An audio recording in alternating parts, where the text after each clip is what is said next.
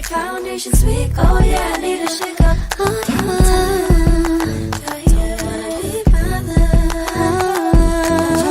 Makeup, I'm too much, I call your cake up. Your foundation's weak, oh yeah, I need a shake up.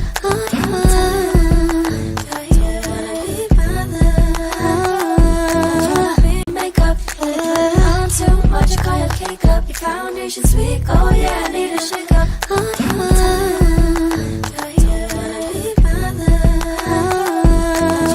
Makeup, I'm too much, I call your cake up. Your foundation's weak, oh yeah, I need a shake up.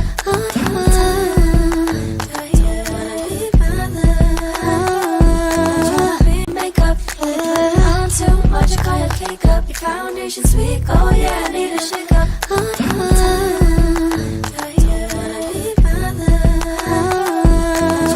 Makeup, I'm too much, I call your cake up. Your foundation's weak, oh yeah, I need a shake up.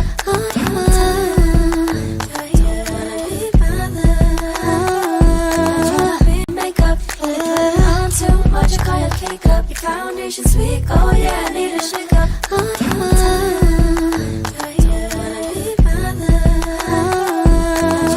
Makeup, I'm too much, I call your cake up. Your foundation's weak, oh yeah, I need a shake up.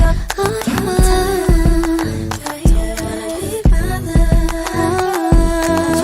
Makeup, I'm too much, I call your cake up. Your foundation's weak, oh yeah, I need a shake up.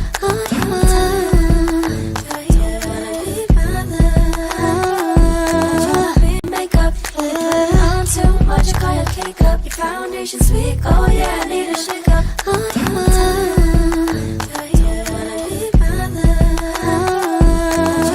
Makeup, I'm too much, I call your cake up. Your foundation's weak, oh yeah, I need a shake up.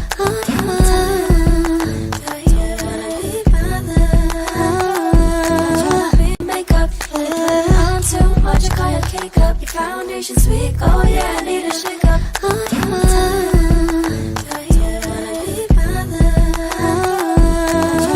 Makeup, I'm too much, I call your cake up. Your foundation's weak, oh yeah, I need a shake up.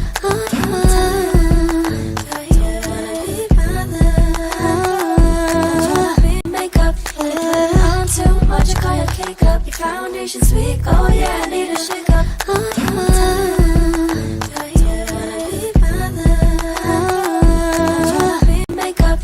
I'm too much, I call your cake up. Your foundation's weak, oh yeah, I need a shake up.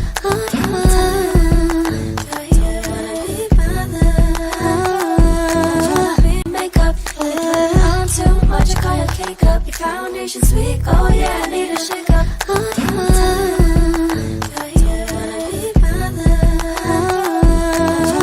Makeup, I'm too much, I call your cake up. Your foundation's weak, oh yeah, I need a shake up.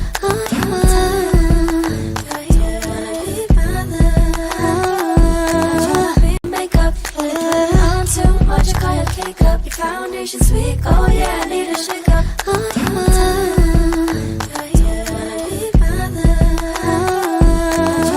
Makeup, I'm too much, I call your cake up. Your foundation's weak, oh yeah, I need a shake up.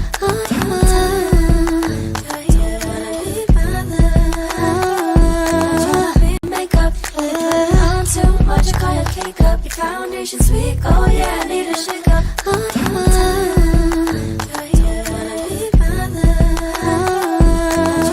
Makeup, I'm too much, I call your cake up. Your foundation's weak, oh yeah, I need a shake up.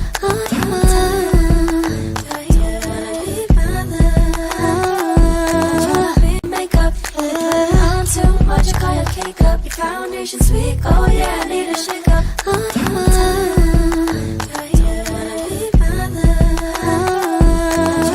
Makeup, I'm too much, I call your cake up. Your foundation's weak, oh yeah, I need a shake up.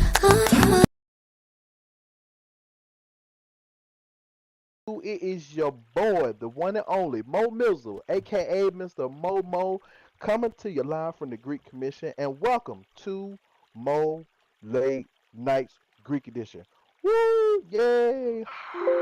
Woo! Yay! That's right. I'm the first talk show here performing live at the Greek Commission, so I want to welcome you To all those people here live with me right now, and all those people out there on YouTube land, thank you for stopping by. Thank you for coming in. I wish you could be here with me right now, but listen, we're gonna have all your questions answered, and we're gonna have a good time. All right. So, listen, Mo Late Nights is a talk show where we talk about grown folks stuff. We have a good time, and there's an open forum for you, not for me. It's for you to be able to share and talk about all the things that you want to talk about that you sometimes can't. You know what I'm saying? But that's what I'm here for. So I'd like to introduce my panel. To my left, maybe to y'all right, I have DJ Let. Say hello to everybody, DJ Let. Hello, hello. How are you guys? All right, and who you I representing tonight? Gamma Phi. Okay, Gamma Gamma 5 up in the building. All right, y'all heard it here first. Also hmm got my good friend Strucky. Strucky, talk to him. Say what up to everybody. Who you represent? What's good, everybody? I'm Theta Romeo, founder Hellbent. It's nice to meet y'all. All right, and Miss and to my that's it to my left. To my right, to y'all left, I got Miss Colleen. Miss Colleen, say hello to everybody and tell them who you representing tonight. Hello, my name is Colleen Abbenwood. I am the founder of Alpha Sigma Omega. All right, all right. And last but not least, I got my boy Trent all the way at the end. Trent, talk to him and tell him who you representing.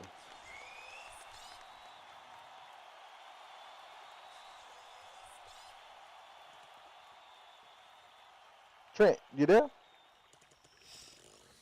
Oh, Can you hear me now?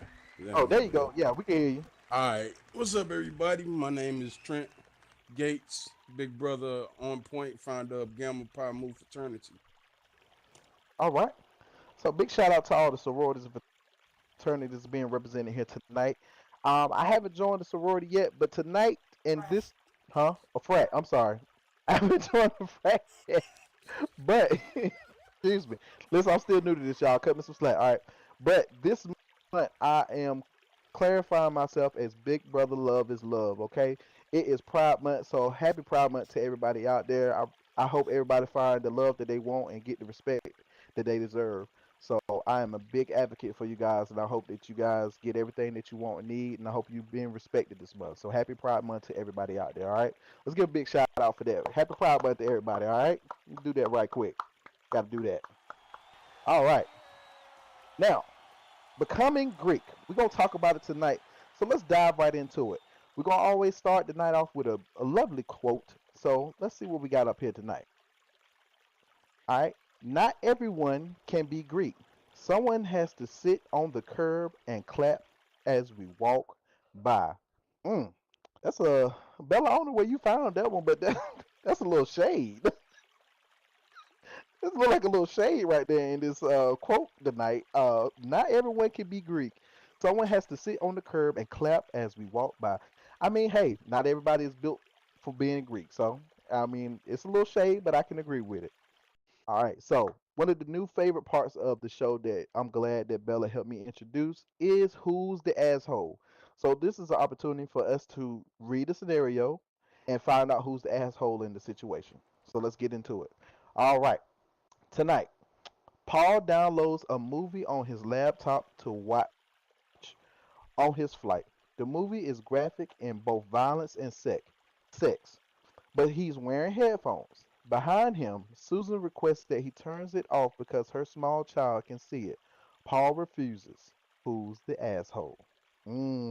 That's a good one. I'm gonna take it to Trent. Trent, talk to me. Who you think is the asshole in this situation? Paul.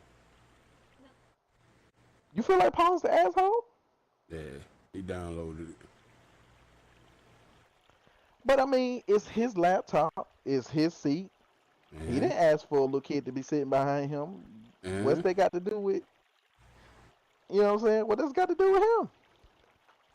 It's his stuff. He can do it. He can download it. He the asshole. He want them problems. So he because it's his, he wanted them problems, so he got what he asked for, huh? Basically, All right, Miss Collins, who you think is the asshole in the situation? I think it's the mama. She shouldn't even ask that man to turn his shit off. She better put a tablet on that little baby and put some damn YouTube kids or something on the tablet for the baby to watch. I'm just saying. Okay.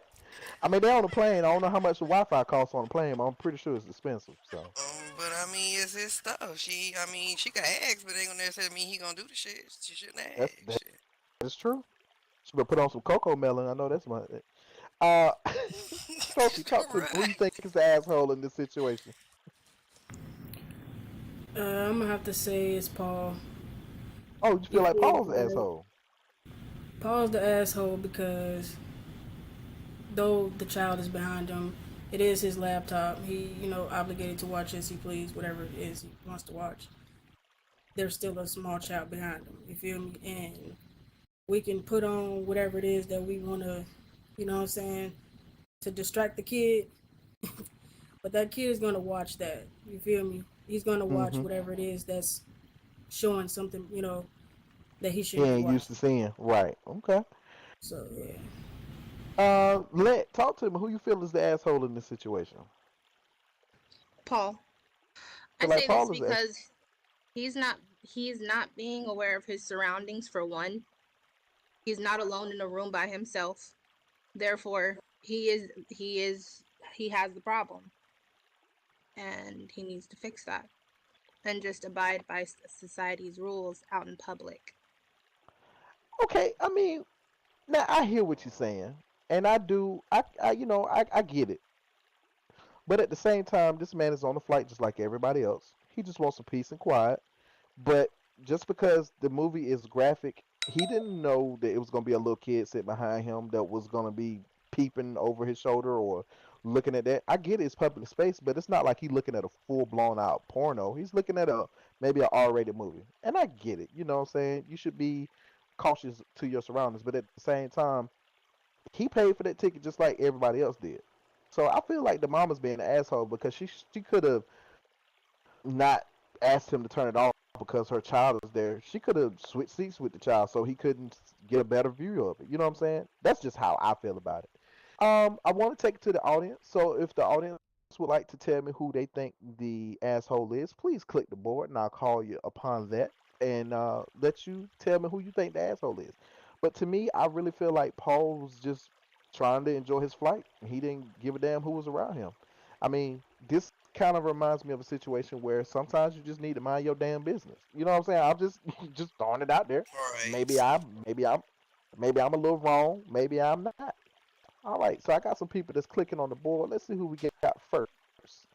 Mama, I see you. Talk to me. You live on the air. First time caller. Who you feel is the asshole in the situation?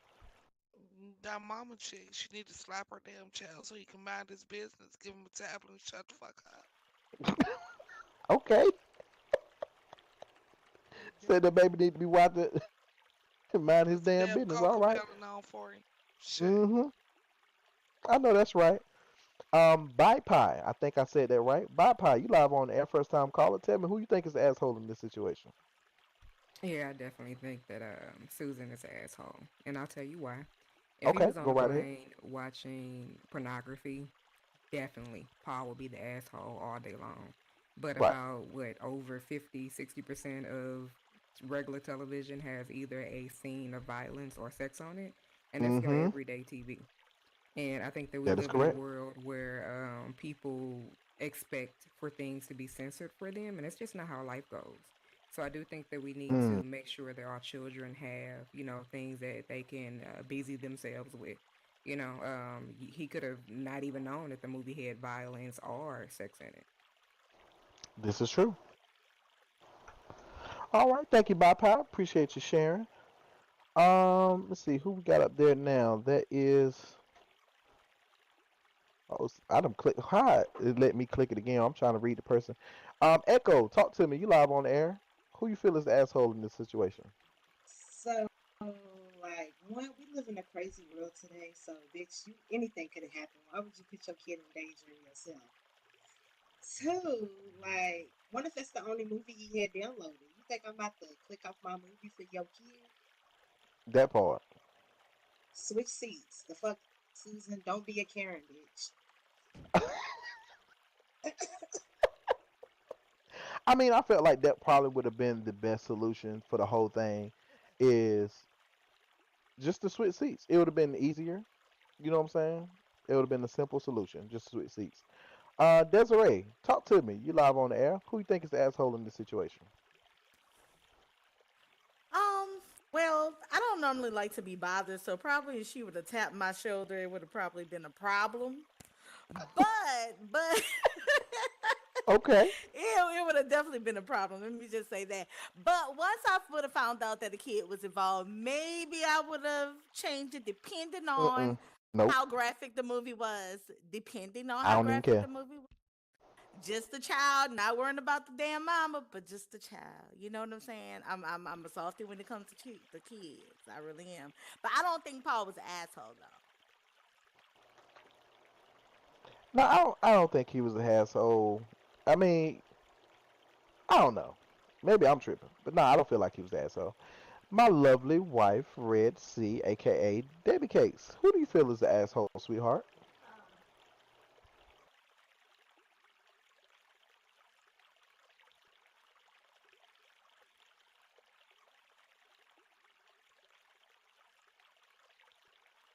I'm up here talking my ass off. My mic wasn't even on. Let me repeat that. Mama Susan is the asshole. Mama Susan's the asshole because as a mom in 2022, who is not bringing entertainment for their kids when as soon as you walk out of that house? First off, you're on a plane. That's ours. You're not about to sit there on a plane with that kid jumping around and have nothing to entertain that kid. Kids shouldn't be looking at nothing but what you brought that kid to look at. And I have an 18-year-old and a 7-year-old. Please believe both them kids had something to do, whether they went to church, on a road trip, on a plane trip, to the store, anything to keep they butt entertained. Like as a mom, she the asshole. Cause how you gonna sit there and dictate what people are doing around you? That your own responsibility is sitting right there in that seat right next to you, and that baby should have been entertained. So All right, thank you for sharing, beautiful. Naya, talk to me. You live on that. Who you feel is the asshole in the situation? Um, I feel like it's Paul, and Okay, as a mom, I don't feel like it's anything wrong with asking, but I feel like you put that's yourself in true. that same situation, and I'm sure you wouldn't want your kid watching something with pornography in it, or even if it's something that's violent or graphic. So I don't think it's anything wrong with asking. Also, it's a lot of times we go around and talk about how bad kids are and how grown they are. These are some of the reasons why they're the way Mm. that they are. So I think we need to take that in consideration as well.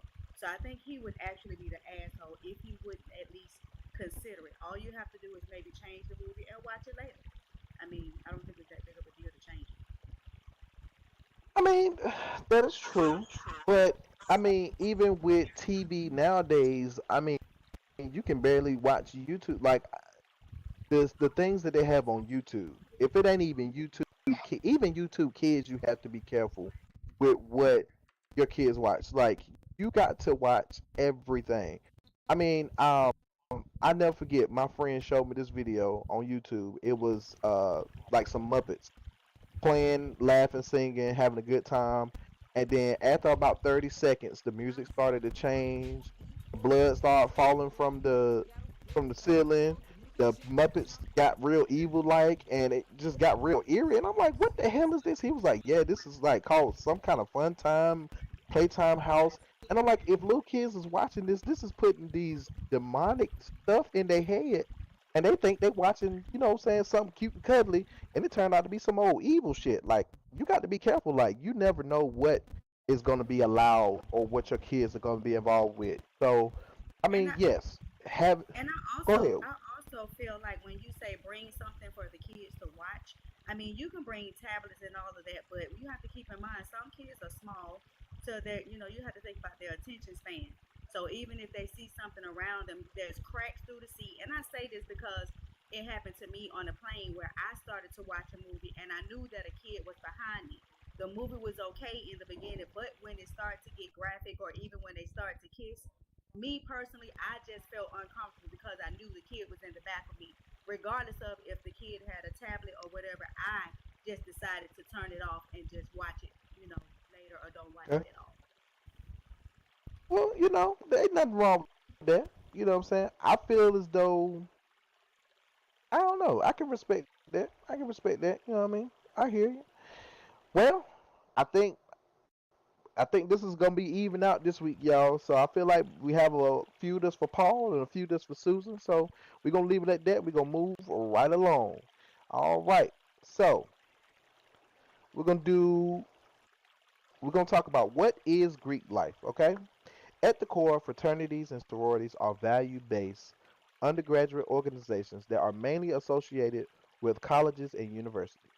However, on Second Life, members of these organizations often share common interests and support each other's journeys, whether it be personal or professional. So that's one of the great things about being Greek, okay? So I'm going to ask Mr. Trent. Mr. Trent, what was it about the Greek community or the Greek world that brought you into wanting to be a founder of your own fraternity? Uh, I value brotherhood, me being part of a Okay. brotherhood, real life, and I tested out a couple of fraternities on here, well, two, before I started my own, Okay. and I got the value because it's other brothers out here that got different mindsets, not just as yours. So I gave it a chance. I chanced it to build a bond with other brothers that had different qualities, but we all was on the same goal, and Okay. that's where Gamma Pi Mu started from. All right. Nothing wrong with that at all. Miss Colleen, what was it about being in a sorority for you that made you wanted to start your own sorority? What was it that had you like, I got to do this? Um, Back in the day, we was the Pretty Pixel, so we had like 70 women in that group. We wasn't even Greek at the Oh time. Lord. It was just basically a basic sorority. So, me and my sisters decided that we were, because at first we were hell bent on joining the Greek. It took a long time for us to decide to convert over, but once we did, that's when we came up with something Omega. Um, I mean, that's basically what it was. That's I basically it. think so. All right. Well, thank you for sharing. You're welcome. Strokey, talk to me. What was it that got you so involved and so wrapped up in the Greek community? What was it?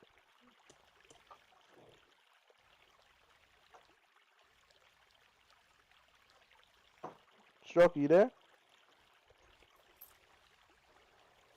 Oh, so 1 second. Okay, I'm gonna come back to you. You want me to take it to let?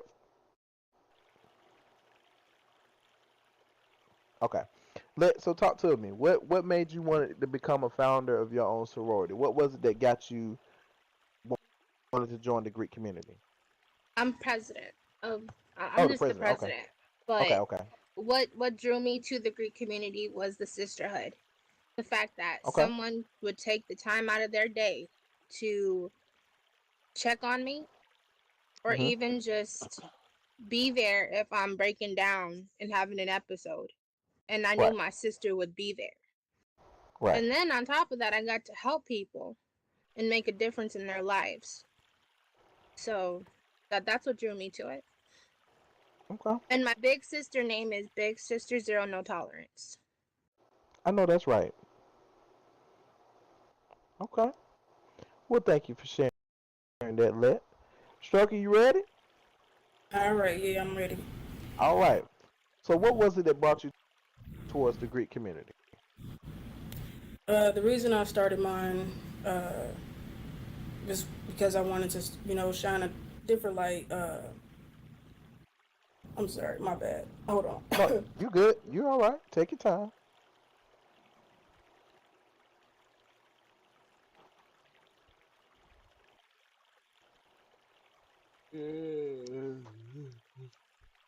Oh, somebody sound like they tired out there. Uh-oh.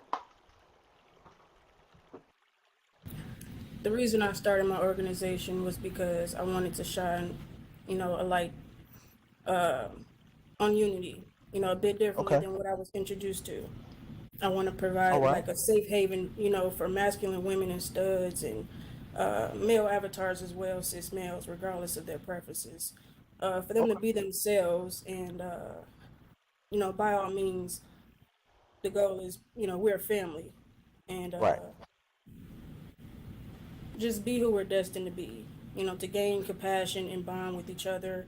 Uh, be better than we were yesterday. Be Okay. respectful so we can receive the same as well.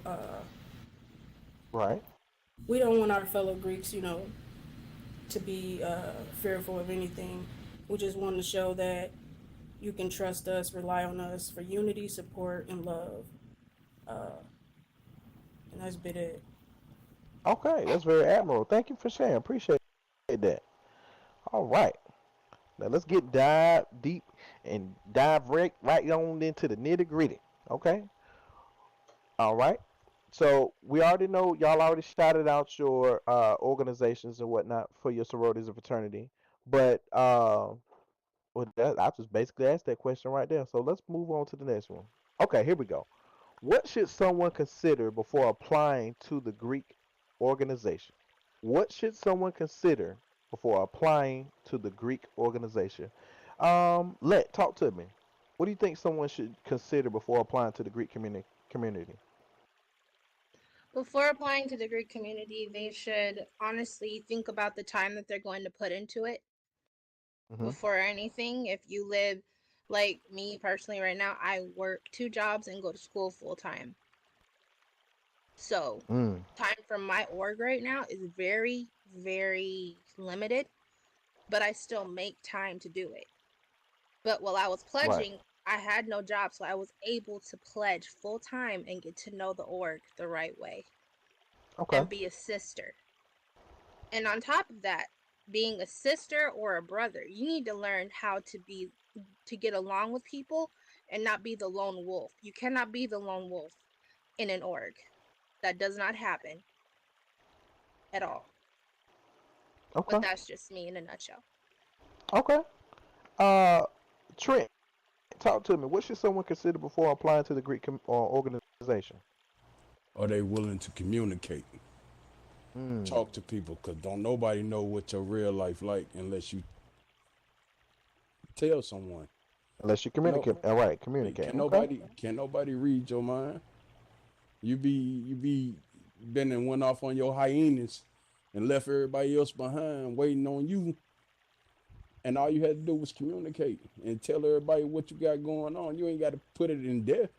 You can just tell them, listen, I got a family emergency, X, Y, and Z, and that's it. And Now your it's up brothers to and sisters should understand that and be ready right, to rock and roll with you when you return.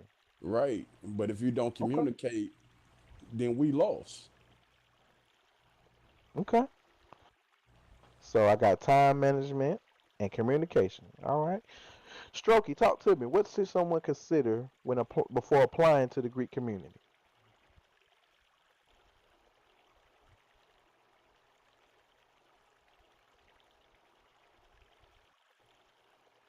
You there, Strokey? They should consider unity. They should Okay. consider integrity. Okay. They should, consider being able to agree to disagree if they have to. Make a decision together and without, too many disagreeing. Uh, Understand one another, be there for one another, being able to have compassion, uh, being able to be strong if you have to be by yourself. You know what I'm saying? Mm, Uh, that's a tough one right there. Not too many people can be strong by themselves. yeah, so, you know, keeping the peace as well, um, having value, uh, things like that. But Okay. they also need to be ready to, you know, you know, I apologize. I have anxiety, so No, I'm going through a little no, no. You're dance. fine. You're fine. Take it. Listen, we are all friends and family here. Take your time. You all right? You're amongst friends here. It's no reason for you to feel overwhelmed. If you need some time, just let me know. Just hit my box. Be like, look, I need some time, and I'll work with you. It's all good. I know you struggling. We good. We good in the hood. Miss Colleen, talk to me. What should someone consider before applying to the Greek organization? I think it's several things a person need to consider before joining the organization. The first thing would be, is this organization is definitely going to be a good fit for me? What Uh am huh. I looking for from this particular organization? Cause I notice a lot of people be wanting to join, but when they really get into it, it's a totally different story. So Mm. it's actually, I would basically say definitely do your research, Mhm. find out what the organization is about. If you're looking for a sisterhood, of a group of women who you can, talk to if you got a problem or issue. Definitely, if you're able to work out your differences, that should be the main key factors when you're wanting to join a organization. To me, I'm looking at it. What are they offering, or what can I give back to them? Am I going to be able to stay? Or I'm going to trust them. I'm going to be able to communicate. Those are the type of things that I personally would be looking for joining an organization. Okay. All right. I appreciate you sharing. I see somebody them click that board. Let's see who we got here. Oh, my beautiful wife don't click the board. Talk to me. You live on the air. So silly. Um, well, I'm not in a sorority anymore, sadly. We closed. But when I was in one, the one thing that I would consider looking for while applying is that connection that you have. Um, Not every soror or frat or any organization for that matter is always going to be like a good fit. Like, don't go in just be like, ooh, those colors are cute. Oh, that's cute. Oh, that's going to be cute on me. Because like, it's not going to be all shits and giggles once you get in there and then you did all that for the wrong reasons. Like, go in there, finding that bond, finding that connection that you have with those girls. Like they said, do the research, look into like what they're all about, because that's going to be part of the pledging process anyways. You're going to be trying to find what they're about, what their reasons, what they stand for, all the types of things. And if you don't do that research while you're going into the pledging, you're going to go into pledging and you're not going to be feeling it because that's not even what you're looking for. You know what I mean? So to get that research and stuff like that and to know what they stand for, what their background is, how they got to where they are, what type of women are you dealing with, all types of things go into it. It's not just about like, what's wrong and what's right, because you can have that in anything. You can have that in family, but if you don't, this is like a separate family basically. This is going to be your family. You're going to have their back. So it don't just go in there for the material things, cuz that's not going to get you anywhere. You might as well just not even try cuz they're just going to opt you out anyway, cuz that's not what they're looking for anyway.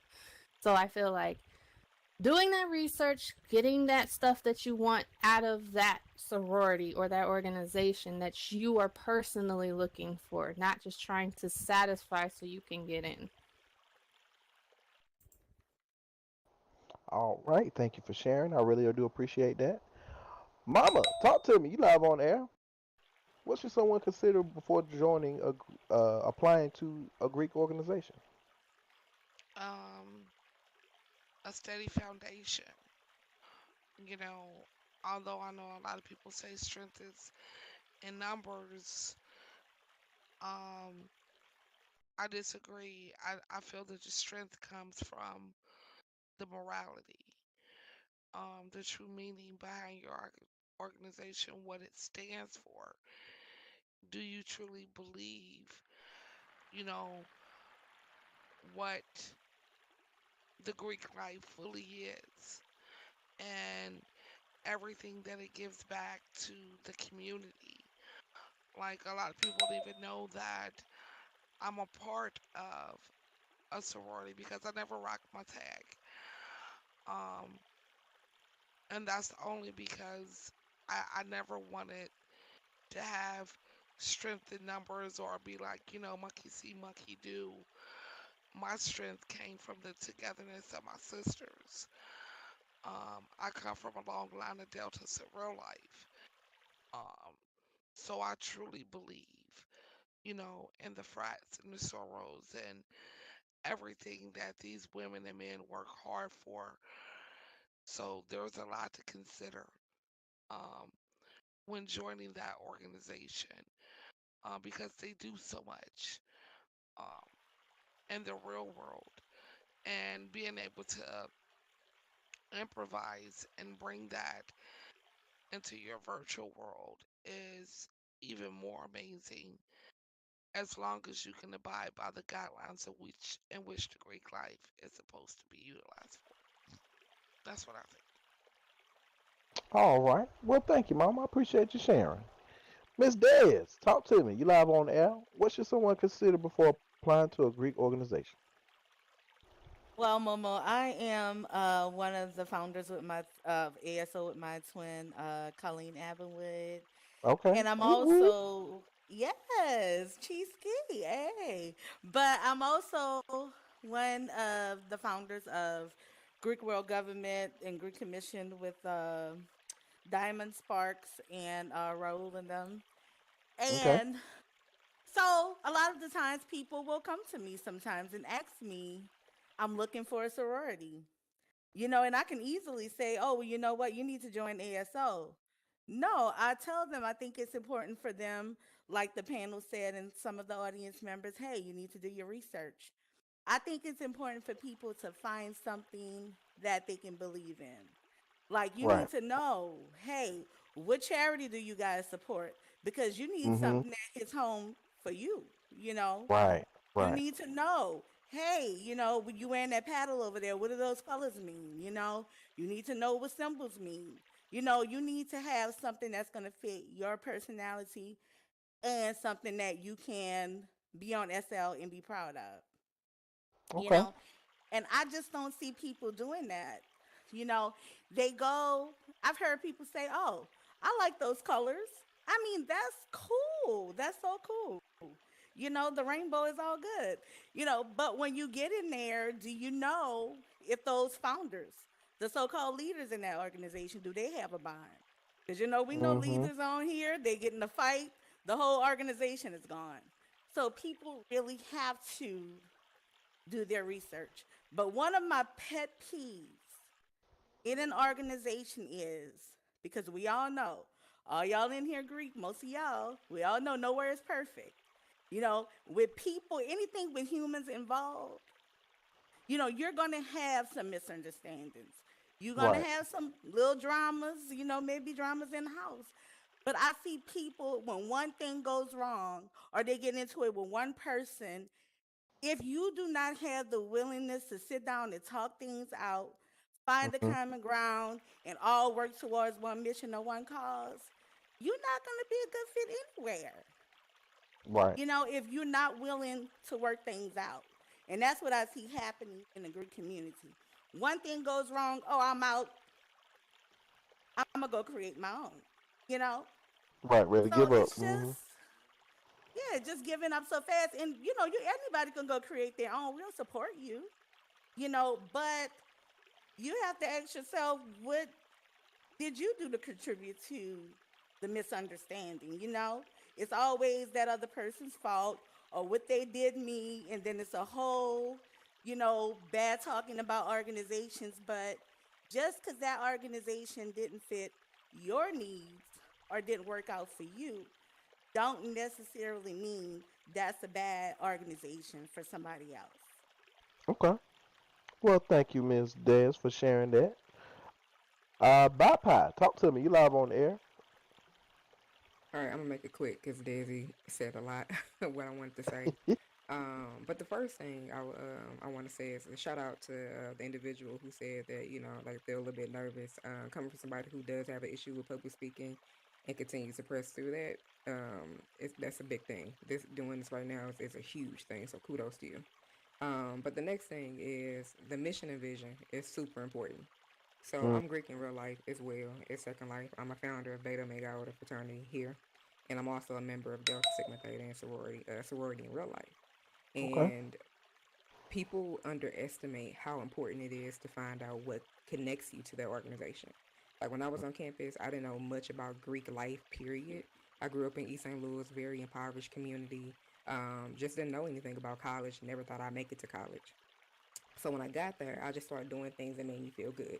I've always like giving back to my community, did a lot of community service, all of that. And I started running into these women that I, like started looking up to. And they just so happened to be deltas. But when I was like on campus, moving around, moving and shaking, a lot of sororities were interested in me. But the reason why I became a delta is because I believe in the history of it. And then the individual members that I ran into were of like mind, like me. They gave back to their community. That was one of the sororities on campus that constantly did it. Every time, without trying to follow them around or anything, I would run into people in the community that were part of this sorority. So that's what made me join it. So a lot of times people they underestimate the importance of being able to connect to that sorority's mission and vision, because when you get pissed off at your member, which you will, when you get pissed off about a situation, when you don't feel like you belong anymore, that mission and that vision is going to tie you back to why you joined the organization in the first place. So always start there. I will also All say, right. like, you got to know yourself. How do you handle conflict? Do you think you're going to like everybody in your organization? You're not. A lot of people won't say that, but it's people in my organization, I love them to death, but I don't like some of them, you know? But the thing, but what ties us together is that mutual respect and love and adoration for their organization. And that makes me treat them with respect, treat them with love? Right. So that's the most important thing to me. And then also, too, like, what's your conviction? Like, are you ready to like be challenged by something? Or are you quick to jump ship? Because if you're the kind of person, once you join the organization, the first thing that goes wrong, or you meet somebody that you don't like, and then all of a sudden, or maybe somebody, your organization does something that somebody don't like, and you got 70% of Second Life who ain't feeling y'all no more. Are you gonna just jump ship because y'all not the hot thing right now? So like those are some of the things that I feel like you should probably take heed before you join an organization. All right. Well, thank you for sharing. I do appreciate that. Anthony, talk to me. You live on the air. First time calling. Y'all can hear me? I can hear you loud and clear. Okay, so my for me personally, I think what you need to consider, or at least what I consider then, like I you gotta consider everybody else. That was my first I'm built like that on friendship alone, like, but this Greek thing, how I look at it, and I respect like homegirl who was just talking, she Greek in real life, and I wasn't Greek in real life. I didn't know about it. But for me, this shit falls all under friendship. But I feel like, bro, you gotta consider the flag. And when I mean the flag, I mean the Greek world. Like I could join the org, right? Right. But being that we all under this flag, you don't need to be the home team to get the same kind of respect. You don't need to be like, I don't care if I could join the org, but if you got Greek under your tag, or your tag is Greek, man, Mm-hmm. you gonna get a certain kind of respect. Cause I'm Right. considering the flag that we all under. You may not be the bro, but you the bro. You may not be the bro, but you the bro. And Right. how I carry myself, my integrity, it ain't even for me. It's not even for me. It's for how, if I'm KTP, if I go out Okay. and act a fool, bro, the next a motherfucker that I don't even know that's part of KTP, or they gonna view you under my actions. I got Mm-hmm. to consider that, bro. So Right. I got to carry myself in a way that allows you or my brother to move in a certain way. So I feel like what you need to consider is everybody else before yourself. If you can't put yourself on the back burner, then you, for me, you lost. Okay. You lost, bro. You got to, man. And I preach this only because I see it so much. Like, and I know it's like help me with the word competitiveness, Yeah. to where we'll see another tag. Oh, they on the other side, but not understanding we all under the same flag. We all from the same tree. It's just different branches. Okay. We all under the same tree. We all come from this same thing, bro. So if you got a different tag, it's so often, oh, you ain't from my side, so nah. Bro, we holding this flag as a Greek world on this second life together. And it's a certain thing that it's a certain integrity that you gotta hold, not for yourself, but for your brother to walk around. If I come in a place and I act the fuck up and I do whatever, and then my pledge comes along or my brother comes up, oh yeah, you part of KTP? Yeah, Ant was just here and he was ignorant, he was stupid. You must be the same. Mm-hmm. Nah, I don't want that for my bro. I don't want my actions to fall for my brother. So for that reason, I'm going to hold my integrity in the highest regard, and it's not even for me. It's for the man standing next to me, or a woman. Okay. And I I feel like appreciate you sharing. a lot of Oh, people don't do that, bro. A lot of people don't do that. We see this shit like we on different sides. Man, we all under the same flag. And a lot of people spoke to the same kind of communication, problem resolving. Bro, we all under the same flag. You ain't got to have my tag to be the bro. okay. I got to hold a certain respect for you because you under this flag. I'm gonna talk to you a certain way. I'm gonna treat you a certain way that I wouldn't treat a civilian. Okay. Being that you got Greek over your name, I owe you a certain kind of respect. I owe you something. Okay. And so to sum it up, I feel like the first thing you gotta consider is not considering yourself. Understanding this thing is bigger than you. This thing is bigger than you in disagreement in all kind of things. All right. Well, thank you, Anthony, for sharing. Miss Desi, you back on the board. Talk to me. You live on the air. I won't be long winded this time because Bye Pie was making fun of me. But Anthony just he sparked my interest just now, because That's what he it's about. said, he said just because you don't wear the same Greek letters, there still should be respect. And Camaraderie. that is how it should be. And I think that's how it is in real life. And it's okay to have friendly competition, but I think we love everybody to have their Greek pride and their letters and stuff like that and their colors. But I think oftentimes people in SL they confuse competition with being pride having pride in their own organization. But Mm. I was just told that Anthony just joined the board, and I can't wait to work with him because I feel like all of us need to come together because there's a couple of different boards, and Raul, I talked to Raul about it. We need to come together as Greek World Government and Greek Commission and Gift Greek Row, and we all need to start having these conversations about how can we mend the Greek community because some of the people outside who are not within the Greek community, they say they don't want to be bothered with the Greek community because they see too much drama going on, too much bickering, too much confusion.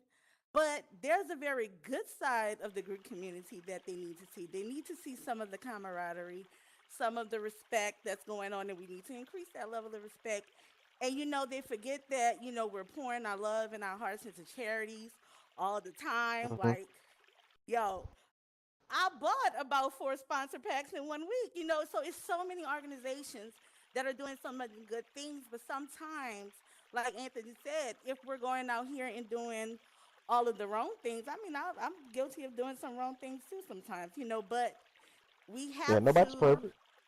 Right. Nobody's perfect, but we have to be able to open our minds. We have to be able to look at ourselves and see how we can all grow as leaders so that we can, show the people that's new and coming in and people outside of the Greek community that we're not just about the drama. We're not just about the disrespect, that we're a community that can come together and, and fix things and work on things together. Okay. So we got to do that. I hope y'all Oh, heard me. Anthony, Raul, Bye Pie. We all got to get together. okay. All right. My lovely wife is gonna finish off this, and then we're gonna move right along. Go ahead, baby cakes. I was just gonna Desi kind of took the words out of my mouth. But basically, yeah, like being, that I was in my sorrow It did. And I've heard the same things even when I was still in my sorrow. Like a lot of people didn't want to be dealing with the Greek community because they're like, oh, it's a cult. Oh, they got this. Oh, they drama. Oh, they. I heard this, and this. You know what I mean? And I'm trying to wind it because he had to walk away for a second. But um, I definitely agree that and the same thing that Anthony said, like we the thing I say we because I still feel like I still rep my sorrow even though we've discontinued, but it's a branch thing. It's a tree. Everything. Every single Greek community can always bring something to the Greek community. You know what I mean? Like I said that backwards, but y'all get what I'm trying to say. Every single person within the Greek community can bring something to the Greek community, and I mean, like for a while there, we felt like we were the underdogs. We did so much stuff for the Greek community, but we just felt like we just weren't getting our flowers. And then, we still stuck it in there. We didn't stop. Real life things came about. That's the reason why it happened. But at the same time, we knew what we brought. And I feel like within each other's Greeks, you should know what you bring. Like holding your head high and still continuing because I feel like what they were saying, like those who don't feel like they pick or like they're within that Greek community, they go off and then they want to make their own. And I've had so many people come to me talking about, I'm gonna start my own, and then I'm like, good luck, because I'm like, it's not as easy as it seems, and there's so many out there. And then you got to do, like I said, not even with considering what's within the sorrow and the frats. You got to see what's already out there. You got to make sure you got to trademark it, because what you do, if you do some real life things, you're gonna get caught up. You know what I mean? Like the little things that you have to look into. It ain't as easy as just smacking some Greek letters together and then boom, you got it. Like it's not that easy. Trust me.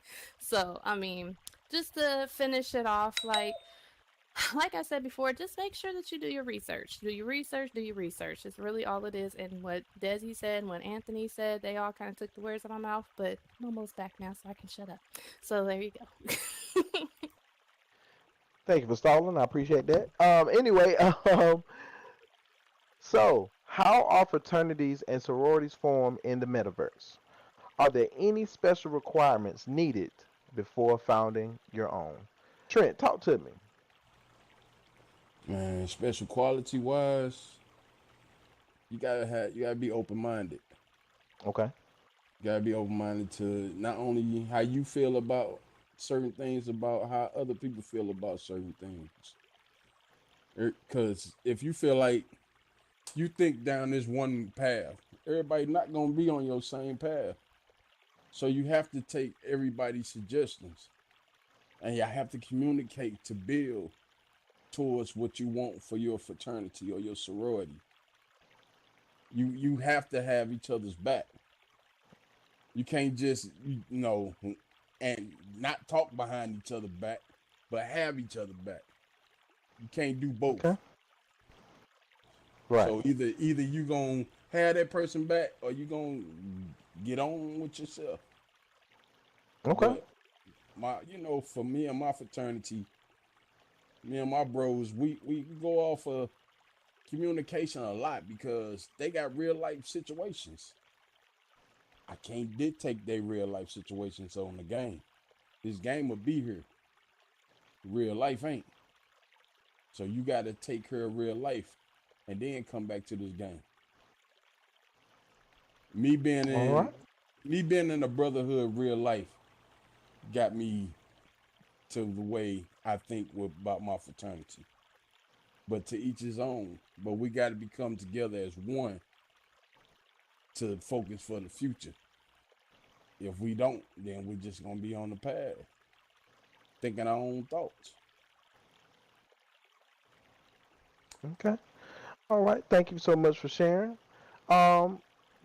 Talk to me. How are fraternities and sororities formed in the metaverse? Are there any special requirements needed before founding your own? Well, I'm not a founder, but I do know as president that it takes certain qualities to bring people in. You have to have a loving heart in order to do it. And not just that, Mm. you have to understand their personalities and situations on top, and just that's what I do as president, because I communicate with my founder a lot. So when she says I can't be on for a week, I take over, and therefore I have to Okay. take over everything else and handle the plans and rally everyone together.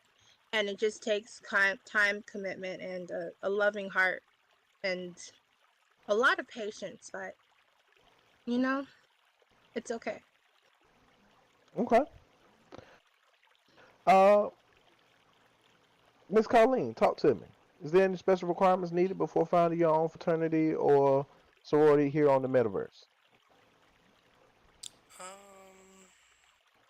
Honestly, the organization that you want to be a founder is only going to be as good as you are as the leader of it. Okay. Right. So if you the person is, because me and my sister, we're big on loyalty and trust, number one. So you're definitely going to have that, especially if you're the type that give it, you would definitely want it back in return. So as I said before, your organization is only good as the leader, as the founders are. So if you a person is a drama seek person or a messy person, that's what you're going to get out of your organization. That's just Yeah. my opinion. Okay. Strokey, talk to me. Are there any special requirements that you're gonna need before founding your own sorority or fraternity here on the metaverse?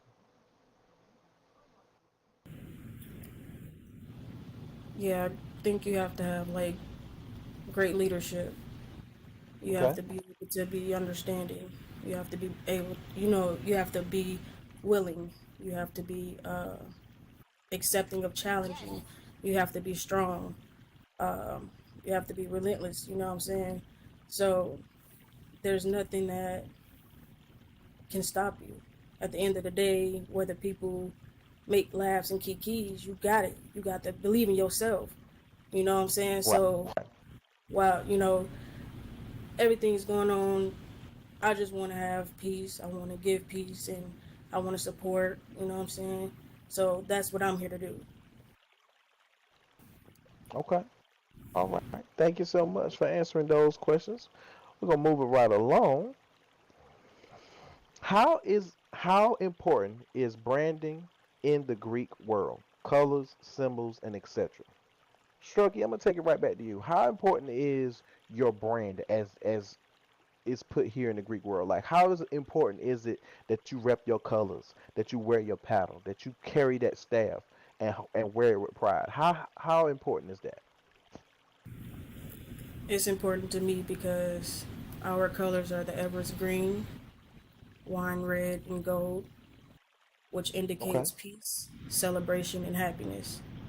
All right. The green represents peace, the wine represents celebration, and the gold represents happiness because we are golden. Okay. All right. Um, Miss Colleen, how important is it to rock them colors? Oh, it's very important that you must rock the pink, teal, and the yellow. Okay. Okay, because we definitely bleed all three of these colors. I know Because that's right. our color pink is for unconditional. It's universal love of oneself and others. Our pink represents giving and receiving care across the globe, and color that also recognized as a symbol of hope and awareness. So we definitely bathe ourselves in the pink. Mm. The teal is a more sophisticated version of a turquoise color, but it signifies trustworthiness. As I Okay. said before, me and my sister are big on loyal and trust. It is also teal is also signifies integrity and reliability within the sorority.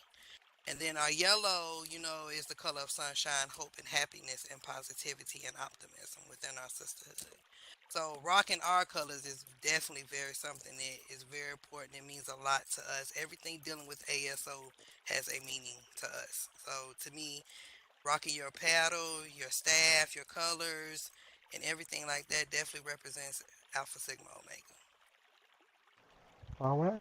Ain't nothing wrong with that. Trent, talk to me. How important is it to put them colors on and walk with your head held high? Man, walking with them colors means everything. You know, we rock with the purple. That's our loyalty. We rock with the sky blue and the black. And with that, we hustle in silence. Mm, Let success make the noise. We ain't gotta be, flashy. We let our success make the noise. We move in silence. We got that snake that move that slither through. We okay. got that falcon that watches everything. So, you know, we walk with our chin up, head held up high, head up high, Mm-hmm. and rep that gamma pi mu All right. until Ain't it's nothing over wrong with with. that. I heard a quote from a great man said, "Real G's move in silence like lasagna." But don't pay me no mind, y'all. I'm just quoting. But anyway, Yeah, until you I eating gotta it make y'all laugh down. out there. I gotta make y'all laugh out there. Don't pay me no mind, y'all. you, I gotta make you y'all put a you smile on got y'all that. face. You got that one. Let talk to me. How good how important is it for you to rep your colors? To be a dove is everything. To be a dove is Mm, to walk into a room and to bring peace to that place and that space. Um, okay. to rock the white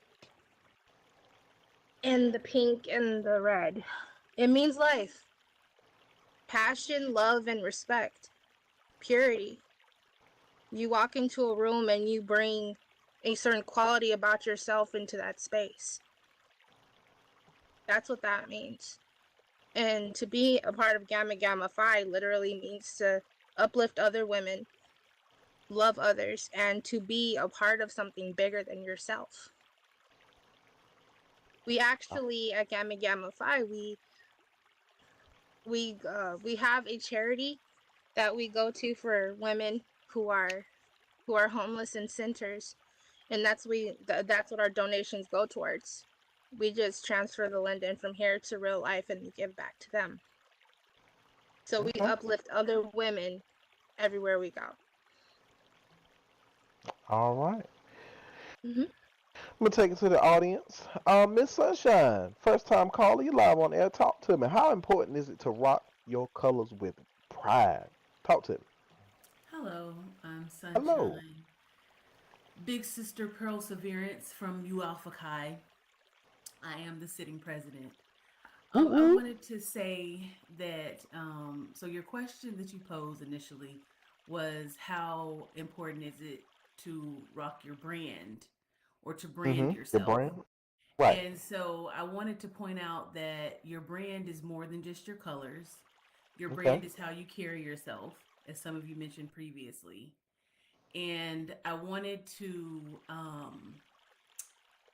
to point out, I've been on SL for ugh, next month will be 16 years. Ooh, ooh. Old head in and the building. Yay. I had actually never joined any type of organization, um, any type of Greek or org or anything, and never thought I would. And one day, I was at a party and I saw the ladies of Mu Alpha Chi, and they stood out to me. They stood out to me. Their branding stood out to me. And at first, it was just the appearance, and they weren't wearing their colors or anything like that. It was a semi-formal event. They were actually in all white, but they did stand out to me. And so I went on the website and I read about them and everything, and I said, "Wow, these ladies are like me. They're like me."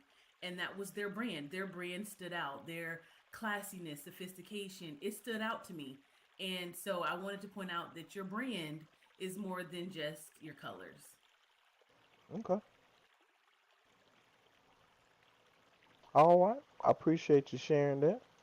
Um, Mama, talk to me. You live on air. How important is it to brand yourself in the Greek world?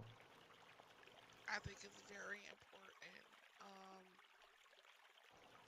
When I decided to start my sorority in 2012, I actually found out that there is an actual Alpha Delta Psi in the real world.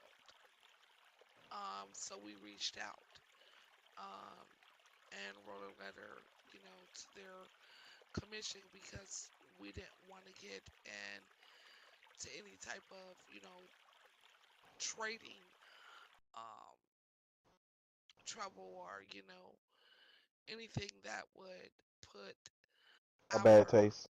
yeah, um, and to get a response back um, from one of the founding sisters of their Alabama line, giving us permission to be the very first virtual um, line was huge to me. So, doing the research of their colors and what they stood for um, was a lot. Our colors are red, white, and silver. Red is the color meaning of red, signifies a pioneering spirit and leadership qualities, which promotes ambition and determination. Okay. White is the potential to move forward and towards every other color, which makes this a good choice for new beginnings and development in any direction. And last but not least, I rock my silver proudly because it's a major conductor as a communicator, which helps you aid being able to speak in public and have a good speaking eloquence, which will help you enhance your patience and your perseverance and allow you to have the leadership skills that you need to conduct yourself in this Greek life. Because in order to lead, you have to be able to learn how to follow. And Okay. that's what makes you a good leader. Okay. All right. Thank you for sharing. Now I do not want to mess this name up. I really don't. But I'm country, and I'm gonna try this anyway. Uh, Yemojif. I think that's Yemojif. I don't know if I've said that right, but I do apologize if I read it wrong. Talk to me. Can you hear me? I can hear you. Talk to me. Okay, it's Yemoja. I had to put a V at the end because Okay, I couldn't put the Yemoja. A. Okay. Okay. All right. All right. I was close. I was close. Talk to me. Yeah, you How did good. You important? did good. All right. Thank you. Welcome to the show, first time caller. How important is it to brand yourself in the Greek community? I think that it is very important to brand yourself in the Greek community, and it's very important to rock your paddle, rock your staff, your pens, just whatever, for a number of reasons, and just to so people are able to, I feel, you stand out, like brand yourself until you stand out to the point where people recognize you, they recognize your name, your oric's name, your mascot, things like that. And you have to constantly be active to do that. And you know um, like I said, just being active in the Greek community, but also from the sorority standpoint, I think it's important for us to rock our colors and just everything that we have, because I like for my sister sorors to become one, with with everything, with the whole process of everything, with just being a part of Greek. Our mascot, we're mermaids. So, to become one with your mascot, we like to wear things mimicking, mermaids, and, bathing in our colors, as I think one lady said, just bathing in your colors and knowing who you are, what you represent, knowing your spot here in the Greek community. And when you are out, just running into people or bumping into people, your staff, your paddle, those are ways that you do stand out, whether it's the Greek community or non Greek, those are ways for you to stand out for people who do have questions they feel comfortable to come to you and ask you those questions. Like I believe that people in the Greek community, we are, role models and leaders to people in non-Greek, because a lot of people aspire to be here or be a part of that. They just need to take that step. But when you brand yourself, when you rock your colors, all of that is important so that you do stand out as a Greek member in our Second Life community. So I just wanted to share that. All right. Well, thank you so much for sharing. I really appreciate that. Royal K, talk to me. How important is branding yourself in the Greek world? Well, I don't know if you can hear me from back I here, can but I can hear hi you. everyone. Hello. Um, Welcome to the show. so thank you. I feel as though branding your organization does help a lot with coming into things. For me, on my part, I started out on IMVU, and then when I came over here, some people knew us, not all, but because we carried such a high brand on virtual IMVU first, people knew who we were, and then we got over here, we started to enforce like pretty much our presence at other Greek events. So, like, if you see someone that's dressed in our colors, then you know that's us supporting you.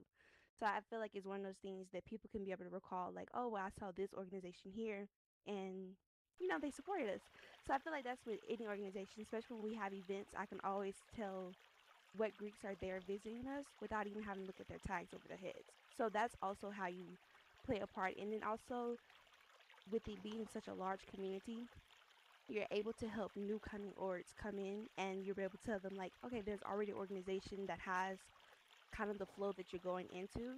So that's another way of helping the community where people aren't copying what others have already came up with. So if you're branding your organization and everybody knows who you are, then you'll be able to assist newer people coming in so they won't copy someone who's already been made. So I feel like that's one of those things that you kind of look forward to when you're speak with other orgs, is figuring out how they carry themselves with their mascots, how they do the colors, like how they push themselves forward. And that way, when you try to collaborate with them, it's easier to come up with concepts that match your org and their org at the same time. Okay. All right. Well, thank you so much for sharing. Des, you back live on the air. Talk to me. I know I talk too much, No, you're all right. You're but fine. well, those of you that know me, yeah, I don't, I barely take my paddle off. I barely. If this was not a place that I did not want to lag out most of the time, most of them who know me, they laugh at me because I will come into the whole event with my cheetah companion. You know what I'm saying? That black and a white cheetah is everything to me and us. You know, like we'll go shopping. Let's say, for instance, me and my sisters here on this couch, we will go shopping, and every time we see something, we have to get it in multiple colors because we got to get it in pink if you have it. We got to get it in teal. We got to get it in yellow. Then if they have a cheetah pattern, we got to spend more money on that. So they're making money off of us, man. I'm trying to tell you. But I think I'm serious. But I think I the believe you. branding is, yeah, and I think the branding is important because not that it's just about the colors, like someone said, and I believe you with that. I honestly agree with you with that. But I think when you see your members, and you see other members in other organizations, and you see them wearing their colors, their Greek attire, their paddles, and all of that, you get that they have a sense of pride in their organization. You know what I'm saying? Because if you never see not one soul repping their colors or their mascots and everything, then like the Lynx gal said, who the heck is gonna know who you are? Who's gonna know that if I go to a Greek event to support something, if I go to support Boy, if I'm not wearing, well, they all know me, but if I'm not wearing my tag and they don't know me, or if I'm not wearing my paddle, they're not gonna know that ASO represented them. They're not gonna know that ASO came to support. So I think it's very important. And a lot of the Greeks here, Momo, we do rep Mhm. days. We, do Greek events where we actually call for people to wear their Greek attire. So, it's very big on the SL Greek community that we do represent all of that. And we're also known Okay. as the Angel Gladiators, honey. And I will tell you, look, I call myself an angel every day, but sometimes I'm not. But if I could dress like that angel every day, if I could have wings coming out my back every day, Nothing I wrong with that. would. I would. But I think also part of branding can be more than just colors, like someone else said. I think that and we do that here in ASO too, and I'm guessing in other organizations too. If something is going on with Caramel, something is going on with Colleen or my mama or one of my other sisters, I feel like we should be the ones fixing each other's crowns. We have to hold each other up. If one of my sisters are down, then I need to be there for them. I might be going through something myself, but I still need to be there for my sister, regardless of what I got going on. And there's some people that sometimes you can't talk to them about what you have going on because they're going to slide past what you're saying that's going on with you to make the conversation more about themselves. So I think we have to be more of listeners, more people who are holding each other up, and carrying out our mission as founders, as members, as officers of organizations, because we write these missions and sometimes we don't follow these missions, so that takes away from your branding as well. Okay. Well, thank you, Miss Des, for sharing. As always, glad to have you here. Anthony, talk to me live on air. How important is it to brand yourself?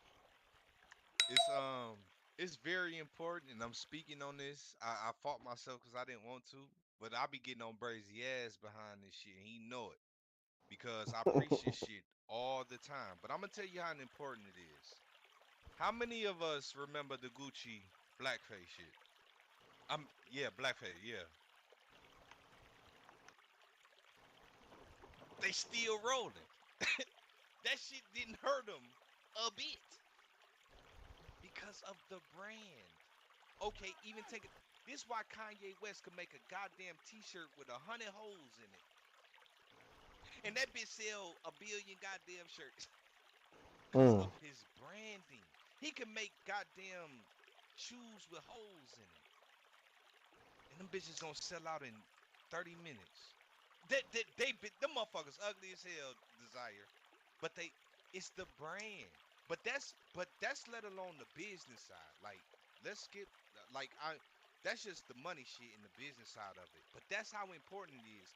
But if you understand what I'm trying to say, that's how important branding is. Once you reach a level, you can put out anything, bro, and people gon' but let's take it to a They're gonna selfish buy it. side, and I preach this, and this the selfish side of the Greek world. If you make T-shirts, and like I said, I'm KTP, so, and KTP is quality. We throw parties, and if everybody see this shit as quality, and no matter what we do, is some sort of quality, you a pledge. You come in, you make T-shirts. Do you know you can put out a T-shirt, put KTP name on it, and even if it's bullshit, people gonna check it because the KTP brand is on it. It's stamped.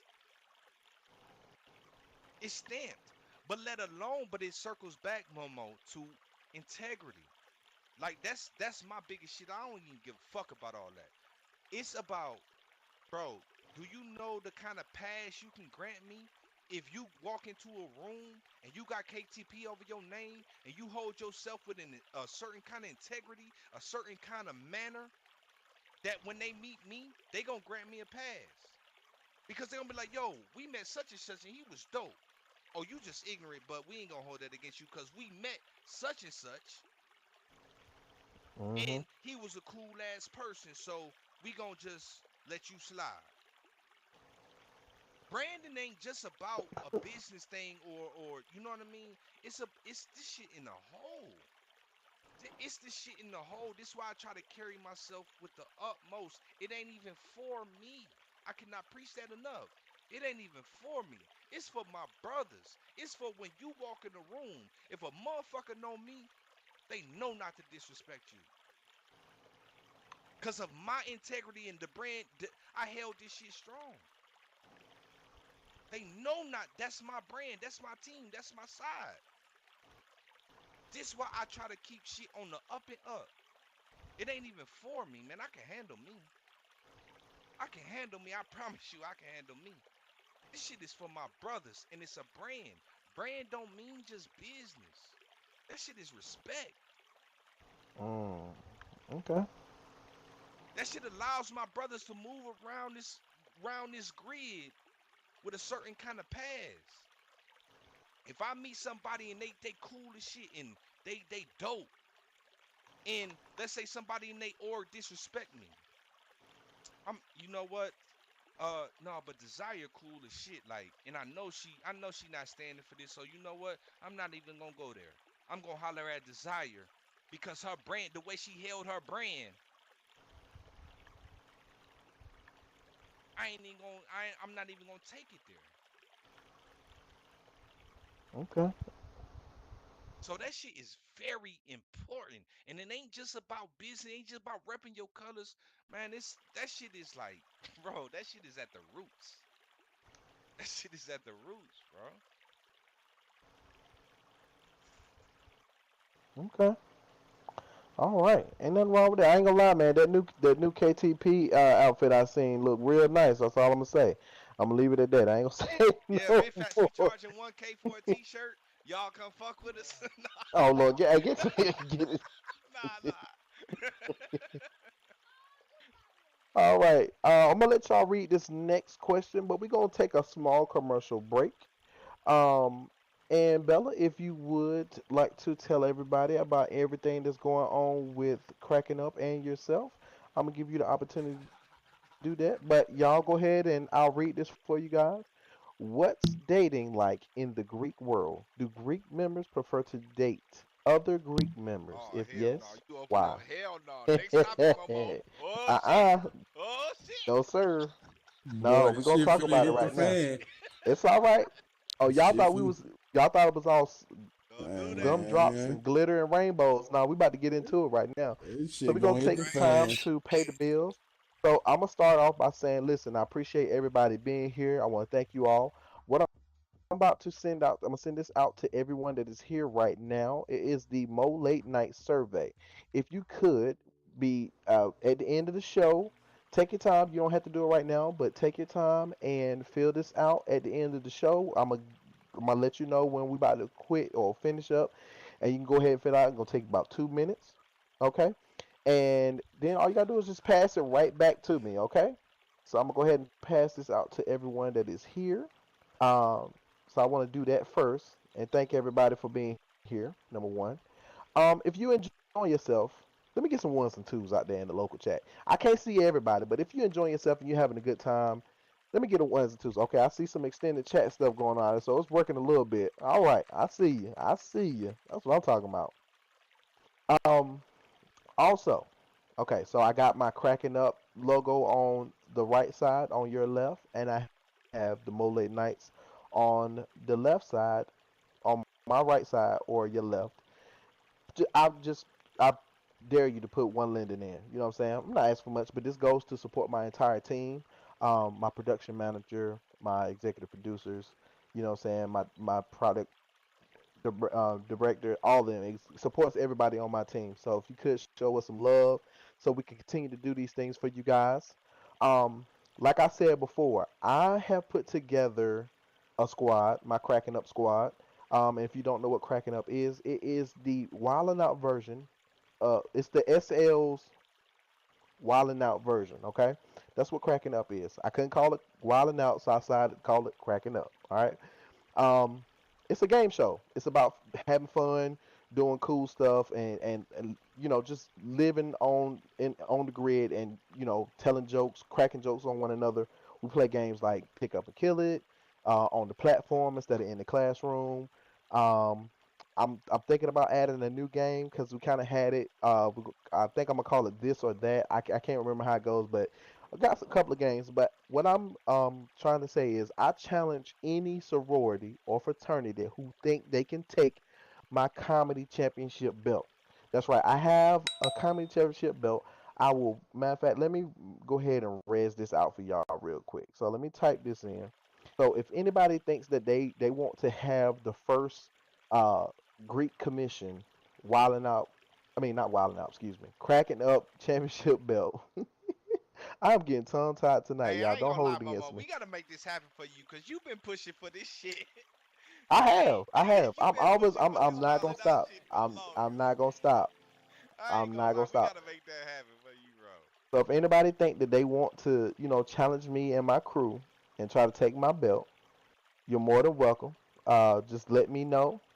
See. Um, This is why I get on my I'm just bullshit with saying, you hey, and your listen, I crew. Hold haven't lost on. yet. I had, Hold yes, on. me and my crew, and here's the Uh, belt right here. Matter of fact, let me just let me put it on the desk y'all finna so say y'all fuck can all see that it. unity shit, bro. I felt challenged right there. Oh, Nah, man. you should feel, no, you should feel challenged because I Oh haven't my god. lost yet. I haven't lost yet. That's all I'm gonna say. It don't matter if I only did one show. I ain't lost yet. I still ain't lost.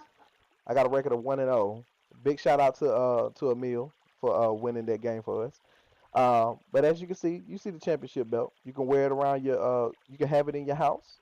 You know what I'm saying? You be like, yeah, we was the first squad to, beat Momo, but it ain't gonna happen. I just thought I'd let you guys know, let you guys see it.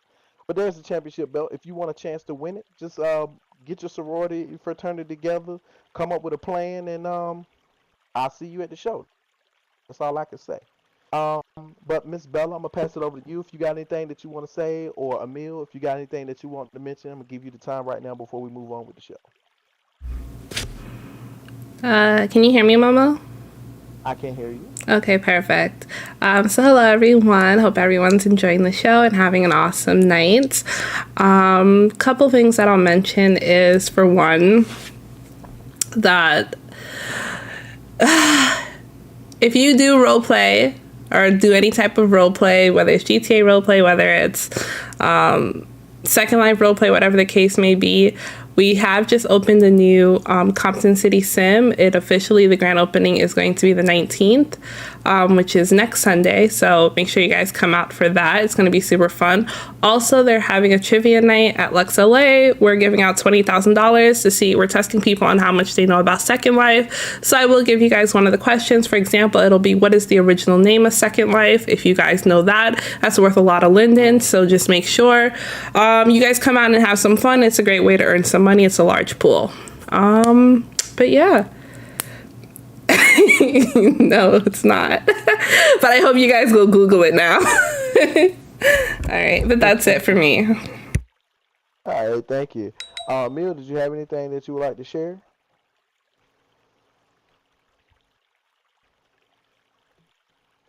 I think Emil might be A-OK or he's still eating. All right, well let's dive right back into it, shall we? All right, we're back for commercial break, and I believe the last question was, what's dating like in the Greek world? Do Greek members prefer to date other Greek members? If yes, why? I'm gonna take it to DJ Let. DJ Let, talk to me. What's dating like in the Greek world? To be very honest, I wouldn't know. I don't do really Okay, Second Life like that in the first place. I've learned my fair share that Second Life can be rather messy with two people that do not obviously get along. So when you have that situation, I really wouldn't. But for me, okay. if it's for you, it's for you. All right, ain't nothing wrong with that. All right, Trent, Plead talk the to me, fifth. my brother. No, no, no, you can't plead the fifth, man. You gotta give me something, man. Talk to me. Man, I plead the fifth, brother. You pleading the Nah, fifth? Uh, nah. Yeah, I mean, it's hey, based on if you, you. It's based on you and who the person you is and the person you choose to be with. If you okay, feel like y'all both can be grown and you know keep people out your business, then you can make it. But if you want to, okay. but if you find that one that's petty, well, everybody gonna know what's going on. Uh-oh, Especially if it's a person that like to go to Facebook. uh-oh. Yeah, Not the Facebook. and the Facebook be doing the subs. Everybody in here done seen them Facebook subs. Everybody done seen them. Everybody done been through them. You feel like I met the perfect match, and that match don't be perfect. You might thought it was perfect, but somebody had that match before you had that match. And Mm. that's another thing with dating in the Greek world. You're gonna run into somebody that knows somebody that knows somebody that been with that somebody. And you're gonna be caught up. And and then that's a lot of stuff that comes back towards the orgs. Because now you got people, I don't like that org. Why you don't like the org? Cause she in it or he in it. Oh No, Lord. you're right. And it's messy. All right. It's messy. So That sounds real messy to me so far. yeah, Let me ask what Stroke. Hey it Stroke, is. let me ask Strokey real quick. Strokey, what's dating like in the Greek word? Do you know? Honestly, bro, it's for some people and it's for, it's not for others. Like, I'm one of those people it's not for. I've never really, been with anybody in another organization, so I wouldn't know. But, you know, to each his own. Okay. Miss Colleen, would you like to shed some light on this Yes. topic? What's I'm gonna dating be like in the? honest. I wouldn't know. I couldn't tell Uh you what the oh. fuck it's like, cause I don't. Oh I no. don't. I don't. No, I don't. I don't. But from knowing people who've dated or dating in the Greek community, is very fucking messy. It is. Ooh Lord. It's messy. It is. And the first minute shit go bad, they telling all your shit. It is all your business is gonna be fucking told. So. Uh oh. Well, let me go to my crowd out here. Let me see my brother Anthony out there, Mr. Spoken Words himself. Anthony, talk to me. What's dating like in the Greek world, my brother? Talk to me. Well, listen, I'm not finna incriminate, but all I wanted to say, no, all I want to say, this is the only thing I wanted to say with this shit. Okay. Yo, to the oars with the like the sisterhood and brotherhood shit. Can we get rid of the rule? You can't fuck with the sisters and you can't fuck with the brother, bro. That shit not finna roll, bro. That shit like y'all setting people up for failure. Ain't no way that many men and that many women together is not gonna fuck around. It's so much pressure, bro. How the fuck I'm supposed to? You sitting here building the stage with them little ass shorts on, and I'm not finna try you. Stop it. Stop Lord. playing. I, Stop playing. All right, No. next in the audience. Let me help you out, No, Momo. no, Next in the get rid of audience. that shit. No, All get right, rid of next. that rule. Everybody, get rid Next. of All that rule. right, that's enough. Okay. Get is rid of that you, that Daz? rule.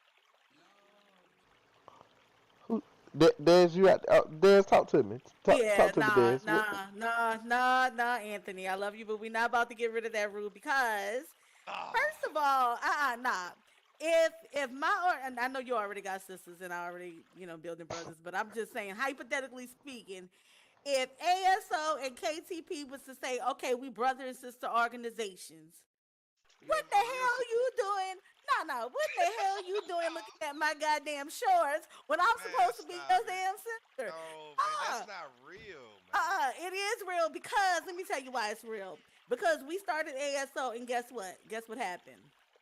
Indy What? Rare Gold, I didn't know her from Adam. I didn't know her ass at all when she came to apply for ASO.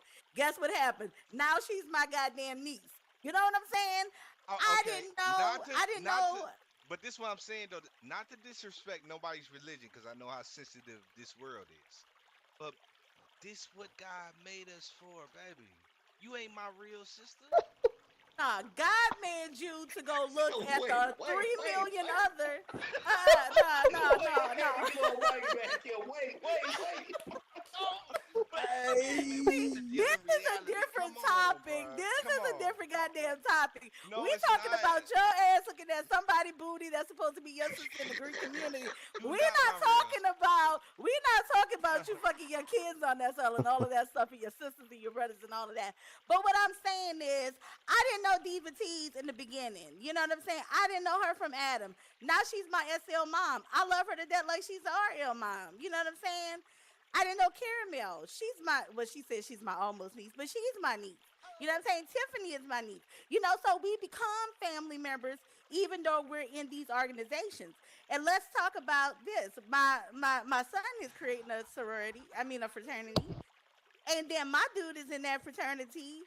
What does that look like? All of us commingling together. When you create a brother and sister frat, you That don't shit look create like a fuck YOLO to me. fest. You do not YOLO. create a fuck fest. You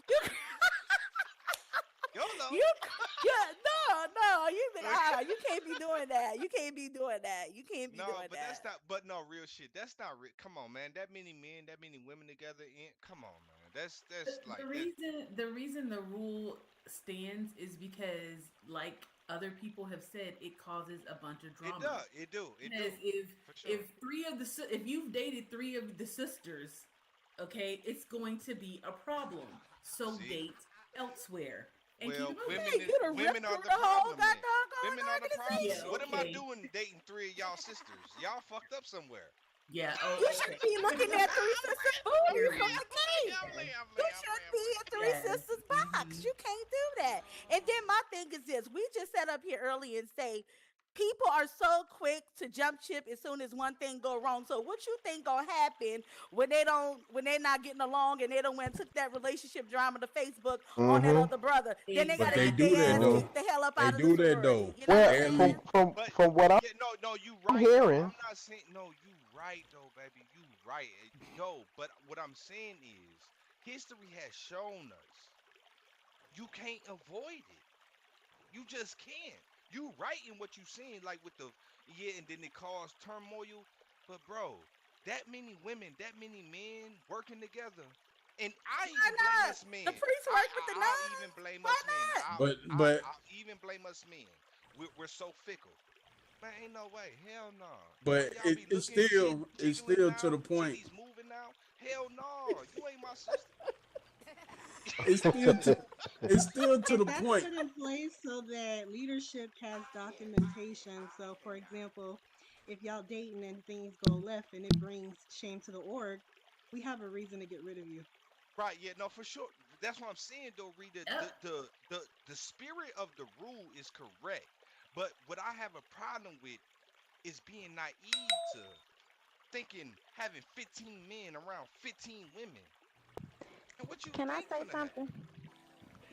Can I say click the something? board, click the board. We get because I'm about to go to Royal K. But from what I'm hearing right now, is I mean, it's messy anyway. So you might as well just go ahead and fulfill Anthony's wishes. But anyway, No, Royal K, Momo, talk to me. no, You lied no, about no, that. no.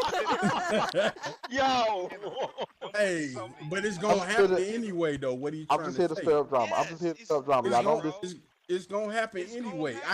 I didn't seen so many people say don't mess with this person, don't mess with that person, and they gonna sneak and go do it anyway.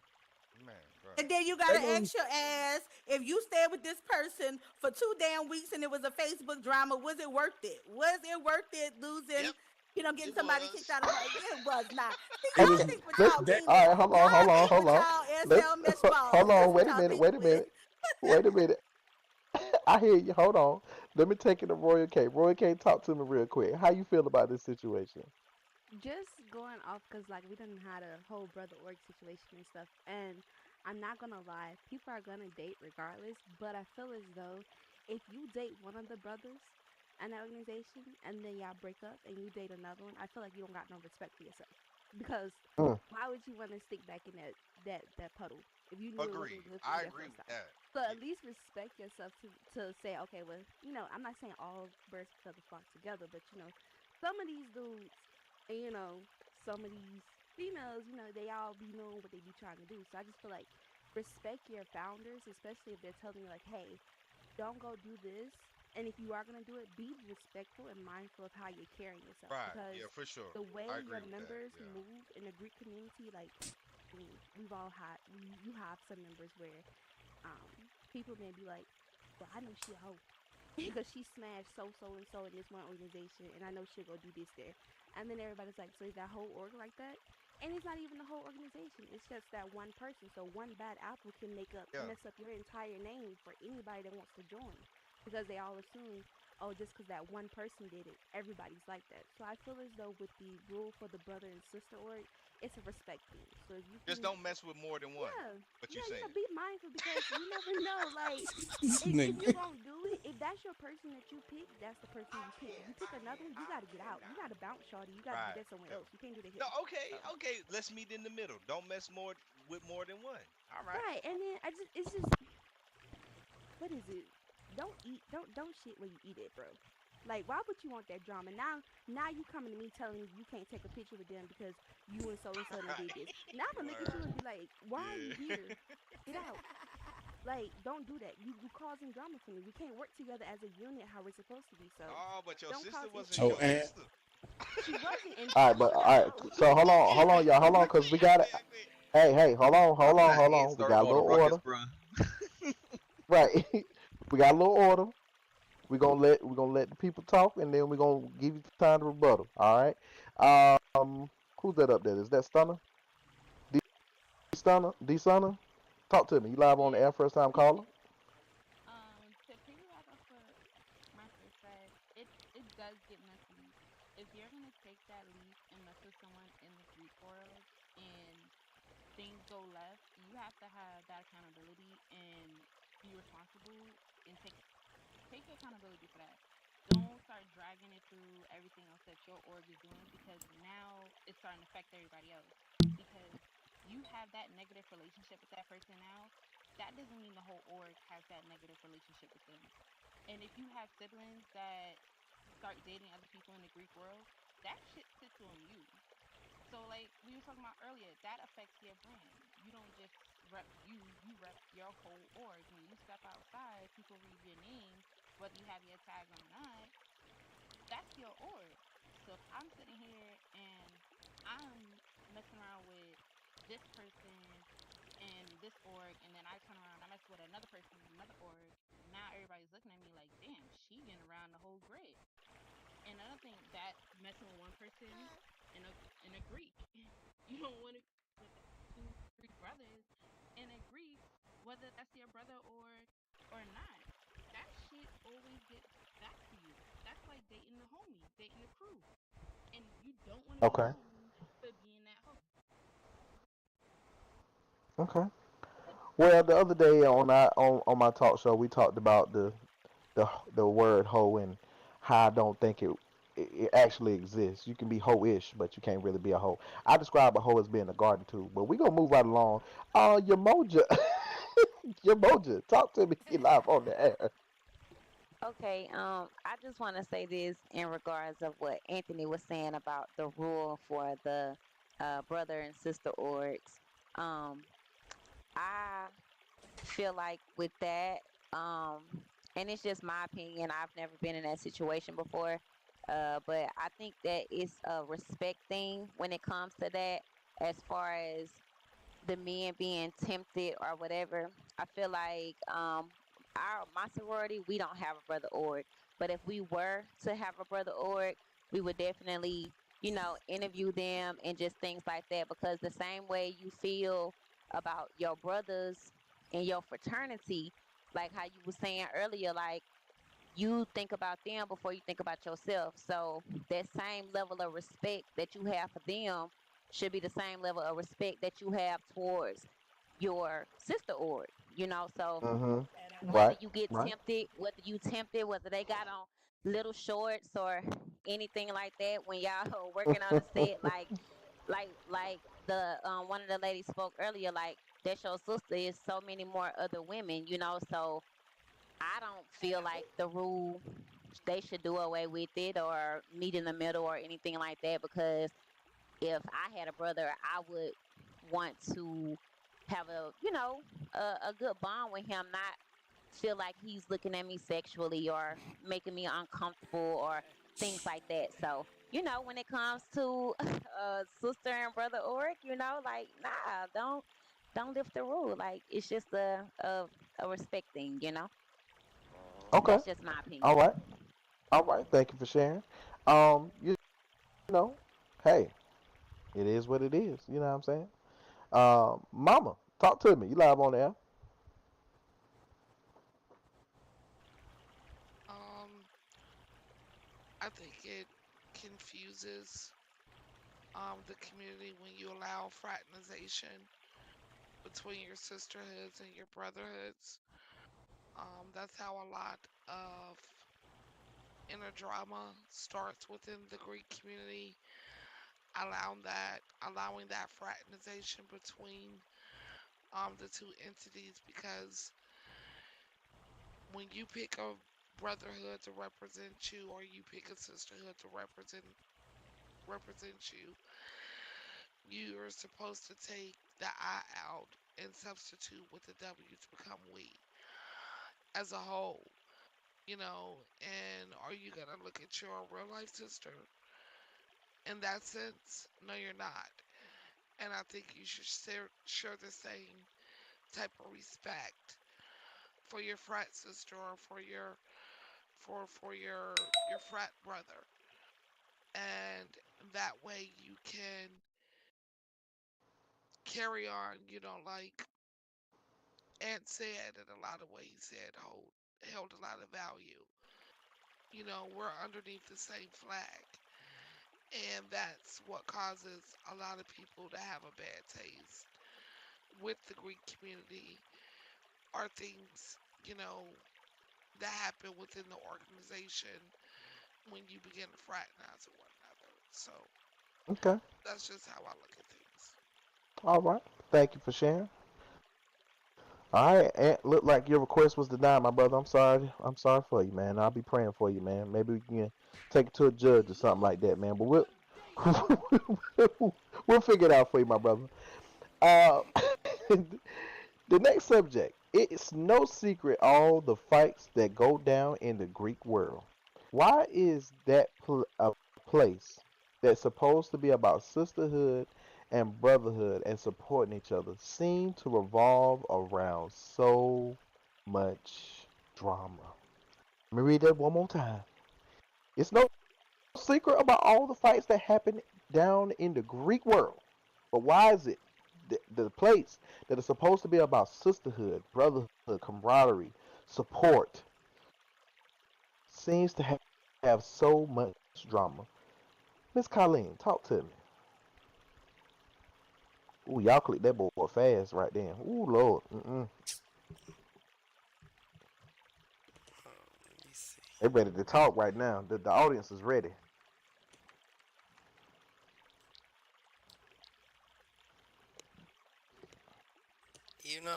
Momo, to be honest with you, drama is just gonna be what it is. That's just what SL is. Whether Okay. it's on the outside or in the Greek community, you're gonna always come across, Who's drama. going But first? I didn't hear the name. Sorry. Let your mic is on lit. Go ahead, Colleen. Go ahead. Go ahead. oh, okay, yeah. So it's supposed to be about a brother or sister, but we clearly know that's not the case. And it clearly stems for people who they become an organization, they leave, they create their own organization, so that's drama. Then when you get into the dating shit, that's even more drama. So I mean, it's just going to be drama. I don't know why that is. It's just that fucking way. I have no idea. Because to be honest, I really don't entertain drama within the Greek community. Mm-hmm. That's not my thing. I don't Not your really. forte. Okay. Yeah, but because when it comes my way, I'm gonna deal with that shit. So I don't know. To be honest, All yeah, I right. don't really deal with drama at all. I'm not really that type of woman. But if it's brought to me, I will deal with it at that time, though. I just don't really entertain it. Not they didn't put the receipt up for the charity drama. Wait a minute. Okay. I ain't even gonna ask. I ain't even gonna ask about that. I just saw it in local chat. I'm gonna move right along. Strokey, talk to me. Why is the Greek community or the Greek world known for having so much drama when it's supposed to be about support? There's a lack of respect. There's a Mm-hmm. lack of unity. Um, Everyone speaks about unity and respect and that it's earned, which is true. But the first initial thing that a person does when they don't know you or they don't know who you're with is disrespect you or give you the cold shoulder. And honestly, people should be more open. They should be more caring, you know what I'm saying, and understanding of where somebody's maybe standing or sitting in that moment, you know what I'm saying? Right. So they should, you know what I'm saying? That's all it is, bro. Lack of respect, Okay. lack of unity. And that's what it's supposed to be about, but it's not. And that's what it needs to it needs to end. Like Right. it's ridiculous, bro. Okay. Let talk to me. Why is the place that's supposed to be about sisterhood and brotherhood known for so much drama? What's going on? I'll be very frank when I say this, and I'm going to say this with as much grace as I can. It's communication and miscommunications between two people. The number one start of any kind of drama is basically two people not miscommunicating what each other means and not asking the right questions to each other. Mm. If A over here doesn't understand, B over here won't understand, and he'll run and tell that to the rest of the alphabet. So it all starts with asking the right question. So it's if A doesn't understand B should ask A, what do you mean? Explain in more depth and not run that way. And then that leads to disrespecting each other and not understanding. All right. Thank you so much for sharing. Trent, talk to me, my brother. I know you got some Man, wise words. man, I be up under my rock, bro.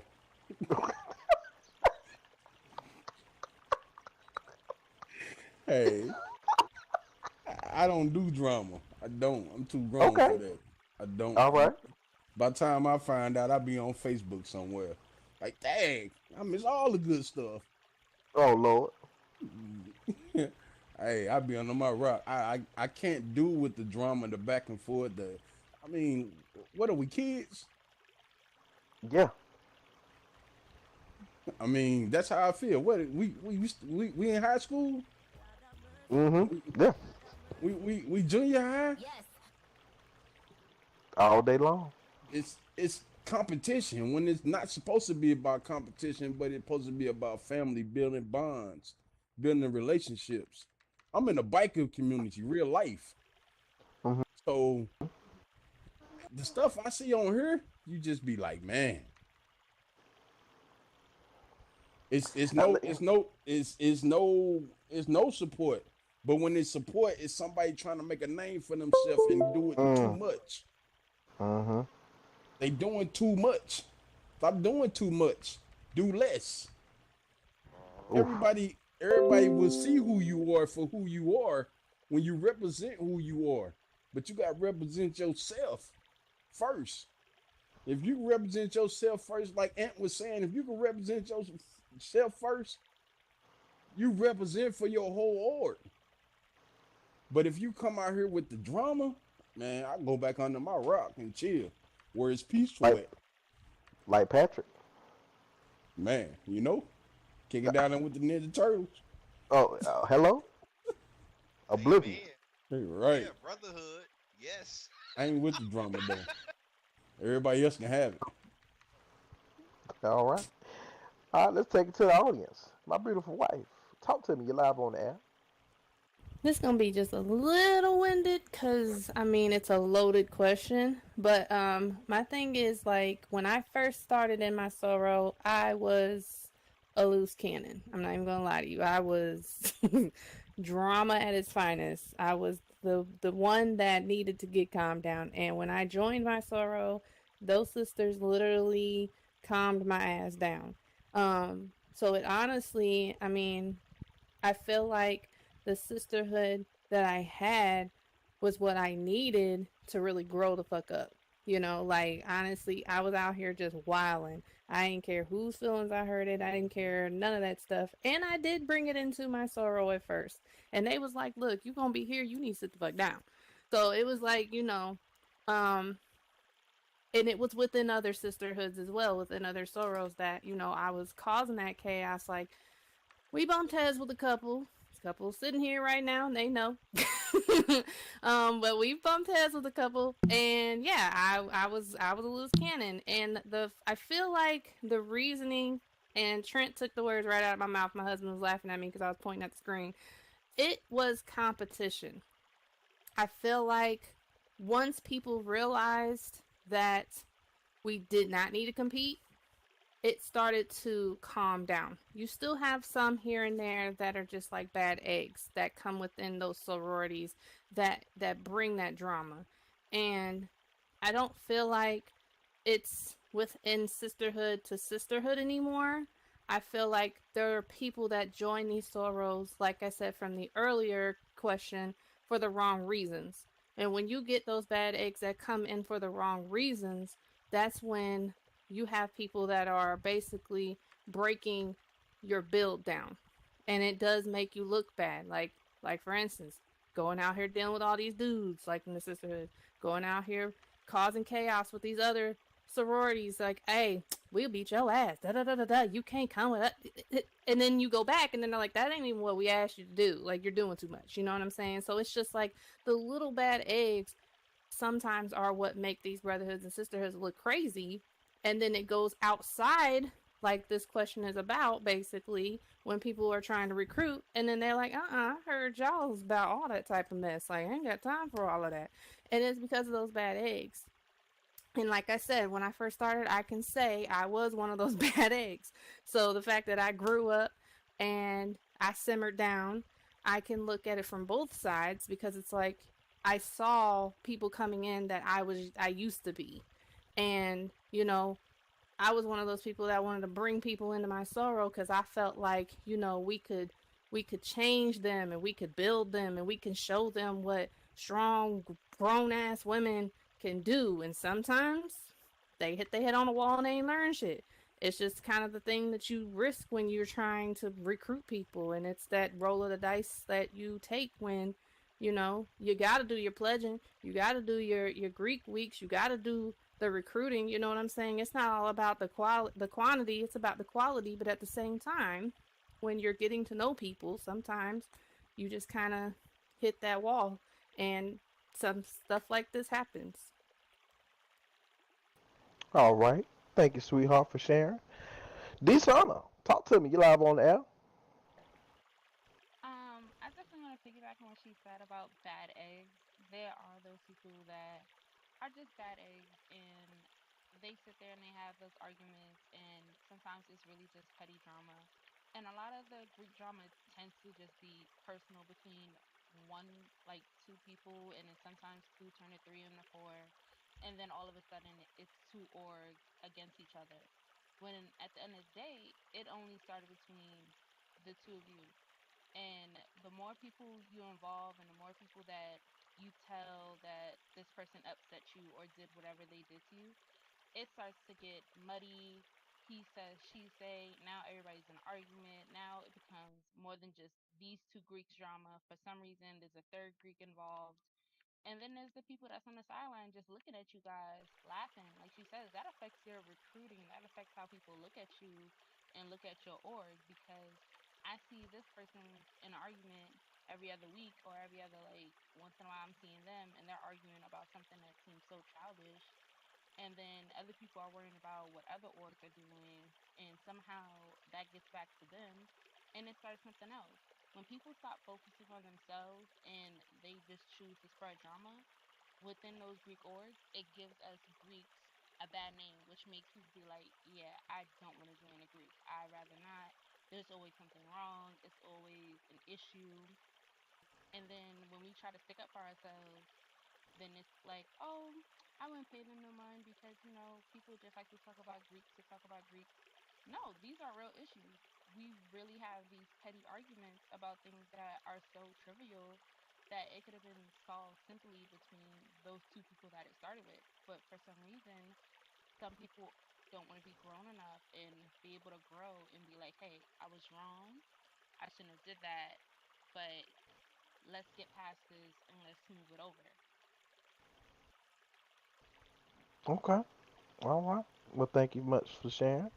Mama Tania, talk to me. You live on the air.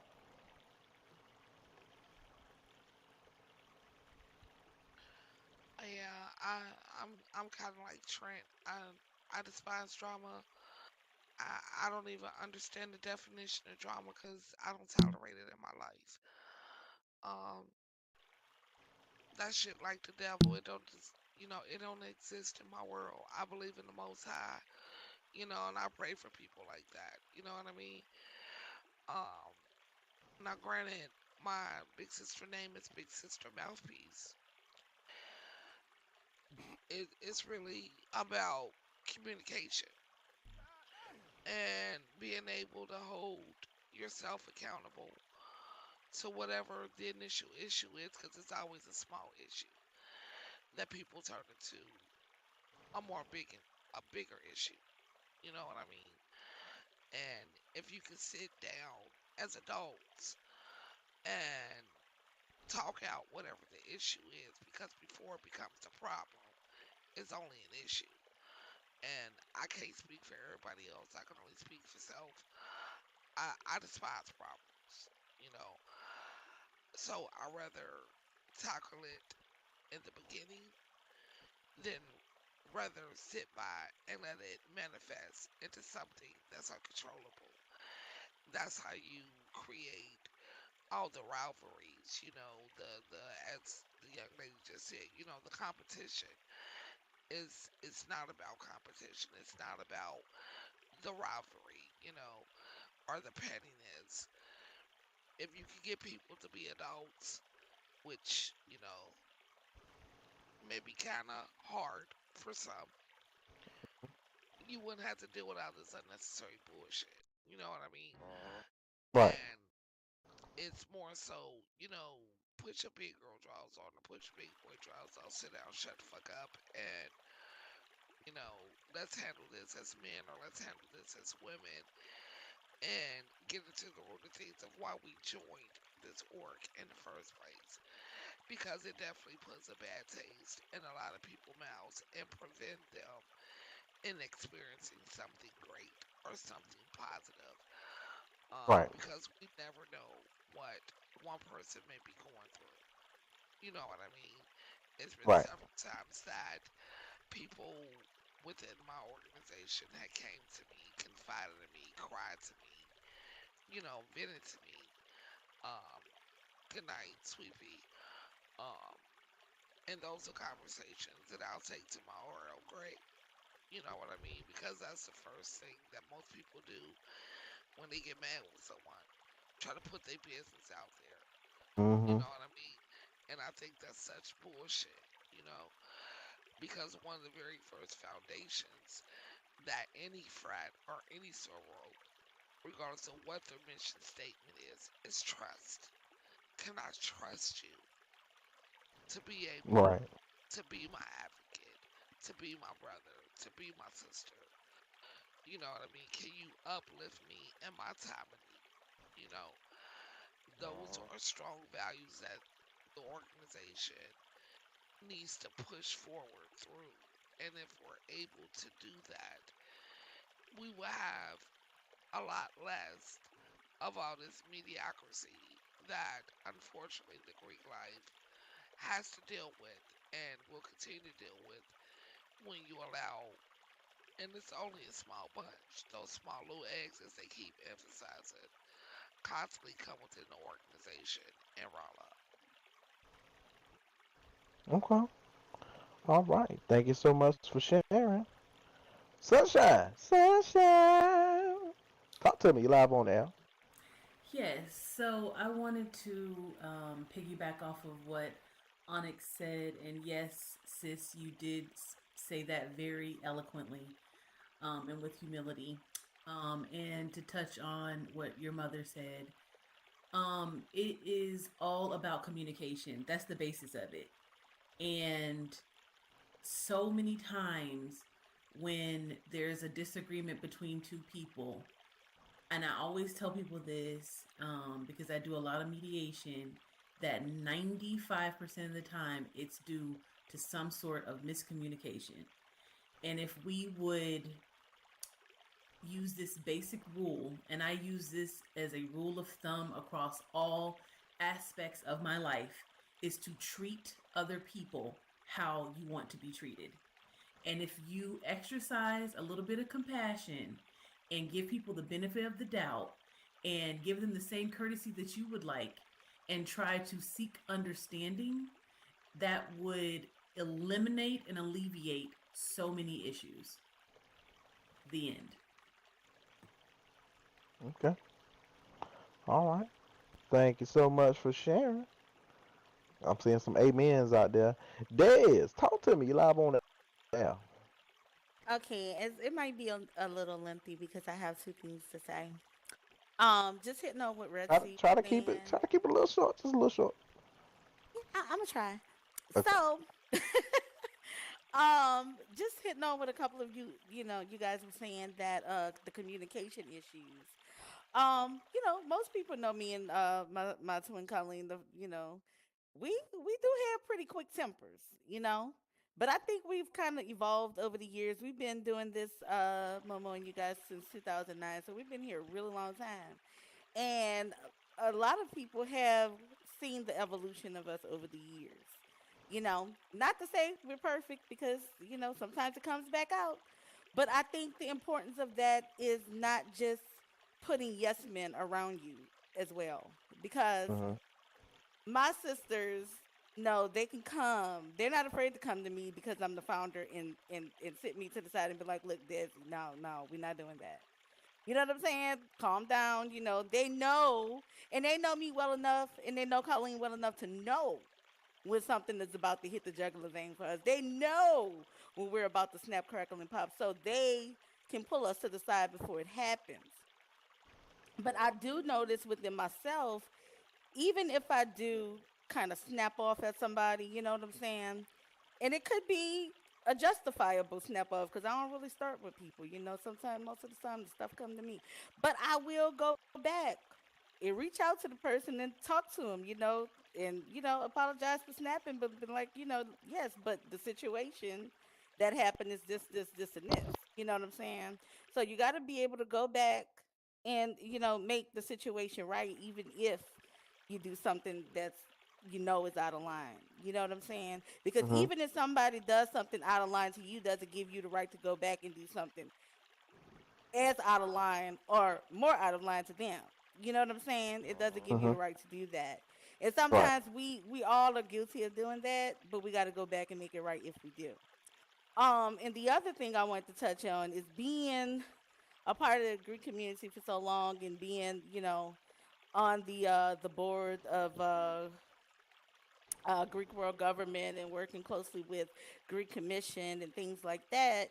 A lot of the times, some of that drama it comes to us, before it hits Facebook, and a lot of the dramas, what we have come to see is, yeah, sometimes it's a communication issue, but it's a lot of times some things where if it happened to me, I'm like, God, how would I handle that? So it's sometimes, people are going and joining us, an organization, and then when they're ready to leave, instead of them just leaving on a good note, they'll take these people bylaws, take their symbols, take their colors, and go create a whole nother organization out of spite.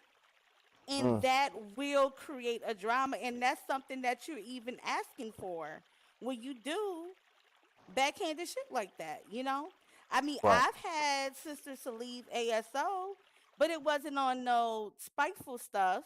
And then created another org, and I still can support their charities. We still go to support their events because it wasn't nothing where they went and made an organization with all of our stuff. I think the situation would be looked at differently if they did. So we got to Mm-hmm. be able to look at that too. And then the other side of it is coming with the mascots. We all say we supposed to have pride in our stuff and everything, and I think people feel like their toes are stepped on if they've, and let's face it, we spend a lot of money on these organizations. We're not making money, we're spending money. Mm-hmm. So if you came and you did your research and you created this organization with all of these symbols that you just love and you hold near dear to your heart, and you pay somebody 10K to create this paddle, this crest, and all of that stuff, and you have this everywhere, and then somebody comes in that's new and they create the same things as you. I think some of the organizations are feeling like they're being disrespected, that their toes are being stepped on at that point. And let's be honest, it does create some form of tension. Now, Right. to be honest, we have been able to get organizations together, and kind of get them to coexist under one roof. But sometimes we're not able to do that. And Right. sometimes that tension lingers, and it's to the point where a lot of people feel like, well, I'm not going to support that organization because they came in and they took my mascot, or they took something that I did, and I worked hard for, and I'm just not going to support them.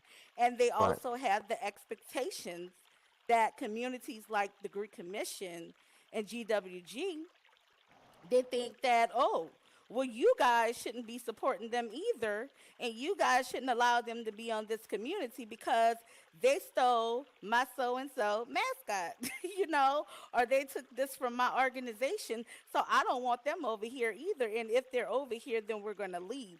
So it's a lot of tension that goes on.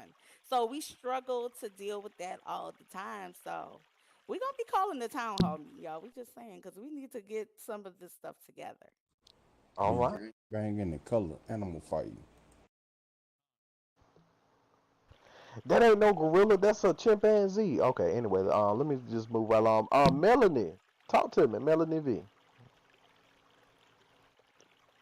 Hello, can y'all hear me? Hello.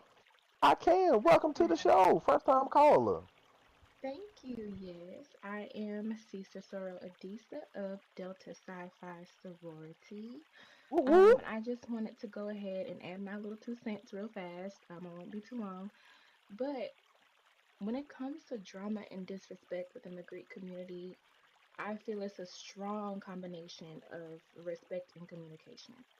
I know that Okay. I could say, along with my other Cecil Soros, that if we did something to offend you, that upset you, or made you feel a type of way, your feelings are valid. And we have no problem hearing you out and how you feel. There are many other members within the Greek community who follow that same mentality. But I think the issue arises in the way you communicate your feelings. If you have an issue with something that I did or said, and you had respect for me as a person in the same way that I've continued to give my respect to you, you would come to me privately about that issue so we can talk about it. Like a previous speaker said, it's not cool for the issue that you and I are having to be everyone's business. Everyone should know how you feel about me before I do. And as another speaker said, Mm. treat me how you want to be treated. Don't sit here and out our business before we can even have a conversation about it. And if I, for example, were to do the same, which I would never do, if I were to do the same, it would be an issue. It would be World War 900. Not 900. I Wait a am minute. one of the nicest. I'm one of the nicest people. Anybody can vouch for that. I'm one of the nicest people in the world. If you have something to say to me, if you have a problem with me, come speak to me. I will hear you out. We can have a whole conversation. But I think the moment that the disrespect comes in regard to not having that integrity or not having that humility or not just taking the action to just come and speak to me privately, Hmm. as opposed to the actions you took in, for example, out in our situation on social media, Trying to break me talking with down. the whole Greek community about it, just things like that. Hmm. I think just it's just a combination of respect and communication. It goes a long way. Yeah. I could definitely understand. From that aspect. I dealt with something like that at my job. My assistant manager is much younger than me, and he seems to want to do the right thing, and I know he wants to do the right thing, but he tends to talk down to me, and I'm like, boy, I am half your age, older than you, like I'm double your Two age. times. Yeah, 2 times your age. Y'all know what I meant. Excuse me. Um, Almost. and it's like, don't talk to me like I'm a child. You know what I'm saying? I've been in your position. I know what you're going through. I know the stress. I know the struggle. But in order for you to earn my respect, you have to respect me in the sense of that you're talking to an adult. And I could have went off and cussed him out. I mean, I could have laid into him, said "fuck you," walked out the door, and been done with it. But I was like, you know what? Let me show him how a man handles this situation. And I literally talked to him and came to somewhat of a common ground that we something that we both have to do. And I think if we as people, as humans, can learn to just take a step back You know what I'm saying? And just say, hey, you know what? Let me show you how I would like to be treated. Let me teach you. Let me show, you know what I'm saying, rather than just going off the handle and saying, you know what, fuck you, fuck all the shit you stand for, uh, fuck the ground you walked on in on, fuck your grandma, you know what I'm saying? Instead of doing all that, let me say, hey, look, listen, this is what you did to me. This is how I feel about this situation. How can we improve this? How can we move on from this so that we both can get what we want out of this situation? So we can grow together. So we can be that brotherhood. Cause like he's a great person. He works well. It's just that he doesn't know how to talk to people. You know what I'm saying? Don't talk at me. Talk to me. You know what I'm saying? Hmm. And I just feel like as adults, even with any situation, whether it be dating, whether it be drama, anything, if we can come to a common ground as people and figure out how we're going to improve, we have the platform, we have the means to fix it. Let's fix it within ourselves first, so that people can see, like, you know what, I was talking shit about this person. They handled it real well. They didn't reply. Maybe I'm in the wrong, because some people can see it that way. Some people can be mature and adult enough to handle that. So it all starts within everybody. It all starts with within. So I appreciate everybody sharing their points of views out there. I got one more slide that I'm gonna share with Oh y'all wait, tonight, and then Momo, can I say one more thing before you go? It's gonna be short. I promise. I okay, promise. go I ahead. promise. I swear. Go ahead. Go Okay, ahead. so all of y'all screamed, unity. You know what I'm saying? And a lot of y'all screamed that we needed respect. And Raul can't create it by himself. Ant can't create it by himself. I can't create it. It's gonna take all of us together. And I think that Right. you're more likely to respect someone who you have a bond with and who you know.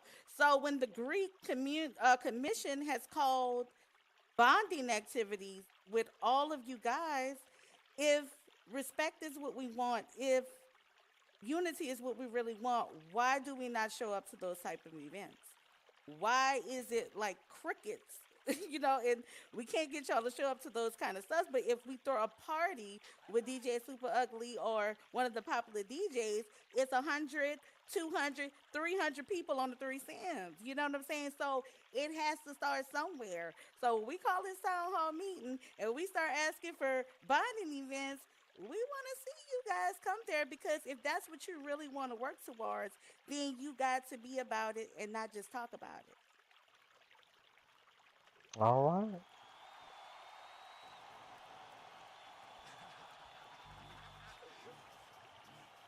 All right. Why should someone join a Greek organization, frat or sorrow? All right, we're gonna end it with this. So, my brother Trent, in your closing remarks, tell me why someone should join a Greek organization. Why should someone join? Why should someone join? I mean, it's based on them. It's based on what they see themselves becoming part of. Okay. It's not, they have to have that choice in life. Do they want to deal or not to deal? Did they do their homework and study and learn each fraternity or sorority that they're going to go for? Because everything ain't going to be easy. You got to learn how to crawl before you can walk. I know that's right. All right, Miss Colleen, with your closing remarks, why should someone join or get involved in a Greek organization? I feel like that someone should join if they're looking for something to experience on SL other than the norm. If you want to join something that's about something that means something, then yeah, that's definitely, I suggest, yeah, something good for you to do. But then again, like Trent said, it's all about the person too. Okay. So they definitely going to get whatever they're looking for. They'll definitely get it in return. So that's just my opinion. But it's definitely worth it though. Okay. Strokey, in your closing remarks, why should someone join a Greek organization? I think any individual should join an organization because It symbolizes unity, brotherhood, sisterhood, finding a place that makes you feel welcome to be who you are without judgment, something that makes you happy and proud to be a part of. All right. Thank you so much. DJ Let, talk to me in your closing remarks. Why should someone join a Greek organization? It's a great way to branch out. It's a great way to gain a second family, but just upon the family that you have. New opportunities. It's a new world to explore rather than just being on Second Life and going to parties. You're actually doing things, philanthropy, making connections. It's a great thing to do. Okay. All right. We're going to take it to our audience. Big brother Raul, talk to me. Why should somebody join the organization? It's the active side of the Second Life grid. I mean, why wouldn't nobody want to join a SL Greek organization? Um, Other than just sitting around on the platform all day and looking at that backdrop that you had raised out for damn near 3, 4 fucking months, ain't doing shit but bullshit. So, you know, just the active side of the grid, and I think everyone, not everyone, it ain't meant for everybody, but a lot of people should try to look into these organizations and join. Right. All right. Thank you for sharing. Mama Tania, talk to me. You live on the air. Why should somebody join a Greek organization? I think people should join the Greek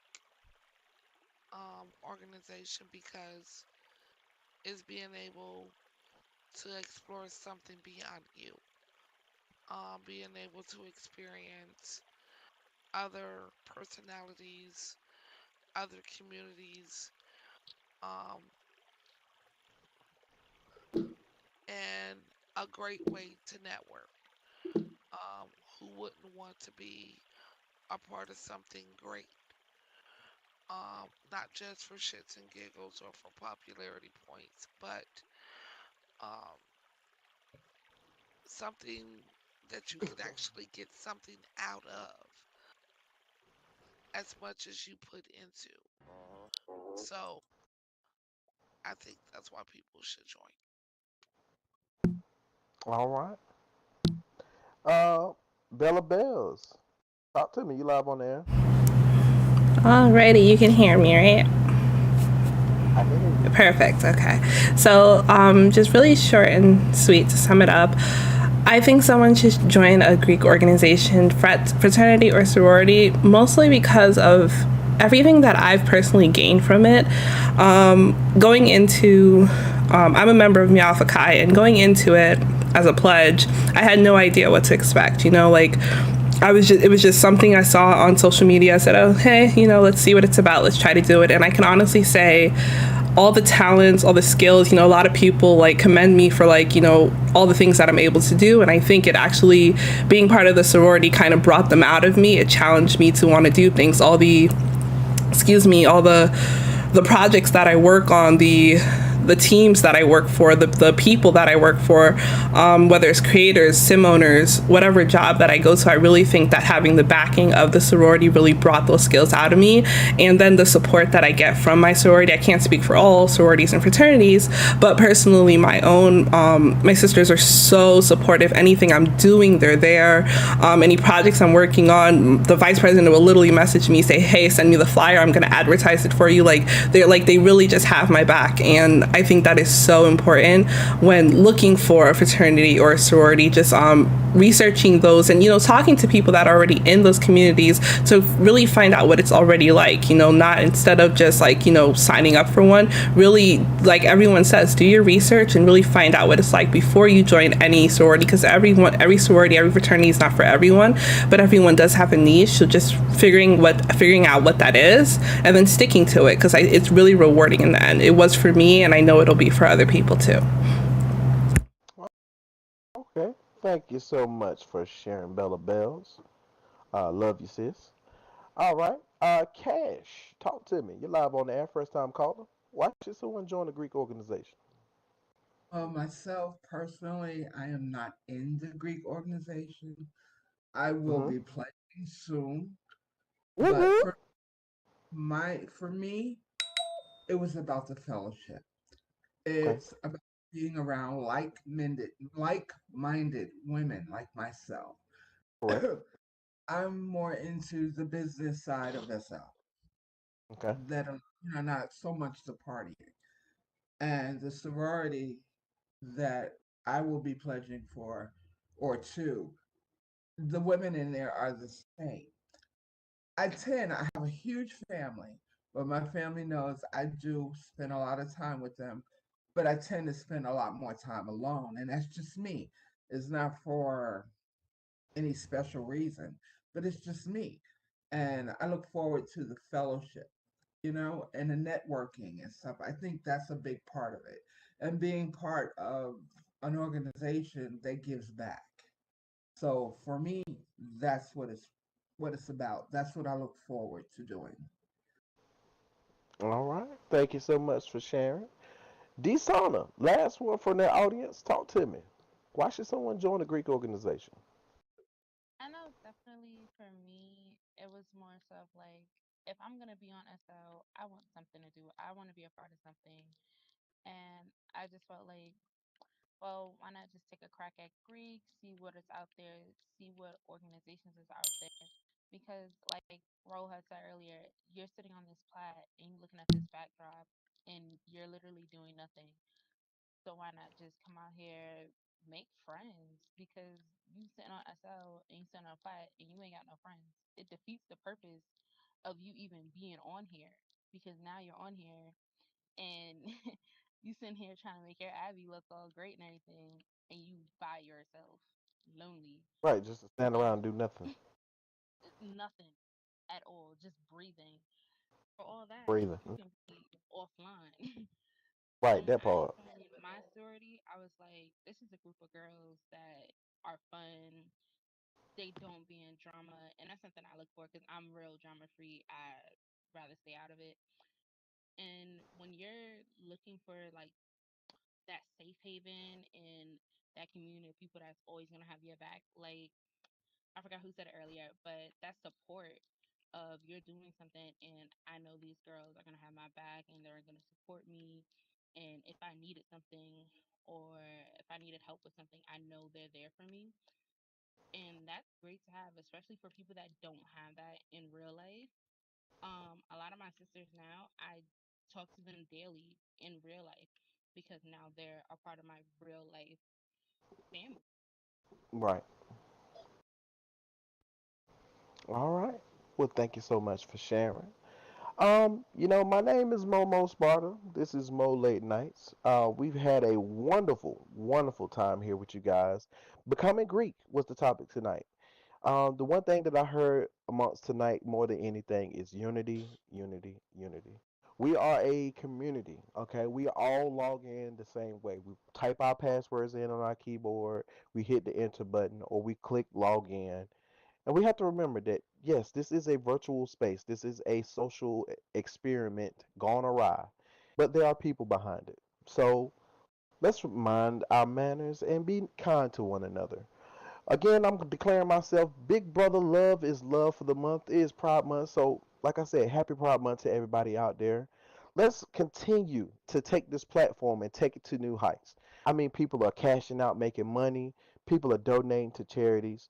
Let's have fun again on SL. That is my sole purpose here on SL. I've been on here 13 years, and I could just remember the good old days of logging in, going to Club Bootylicious and sitting on the bar and cracking jokes on people all day long. You know what I'm saying? Let's bring the fun back to SL, okay? Let's take this platform and take it to new heights and get along.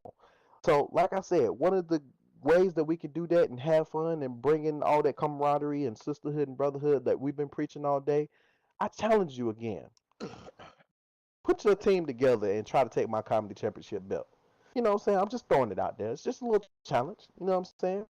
But this is the time that I ask you to fill out that survey and either pass it to either me, Emil, or Bella, and just take your time If you want to support us once again, that cracking up spinning logo down there is a tip jar, and the big old moon banana Mo Late Nights tip jar is on that side. If you could just drop a little bit in there, social support. It's okay if you only got one lemon. Put that one lemon in there. I'll give it back to you later. But let's have some fun and remember, at the end of the day, we all bleed the same type of blood, which is red. So love your one another. Let's have fun. Thank you so much for coming out. I can't wait to see y'all next month. And until next time, I know I'm gonna get beat up for it, but I don't care. Peace, love, and soul grease. It's your boy Momo, and I'm out.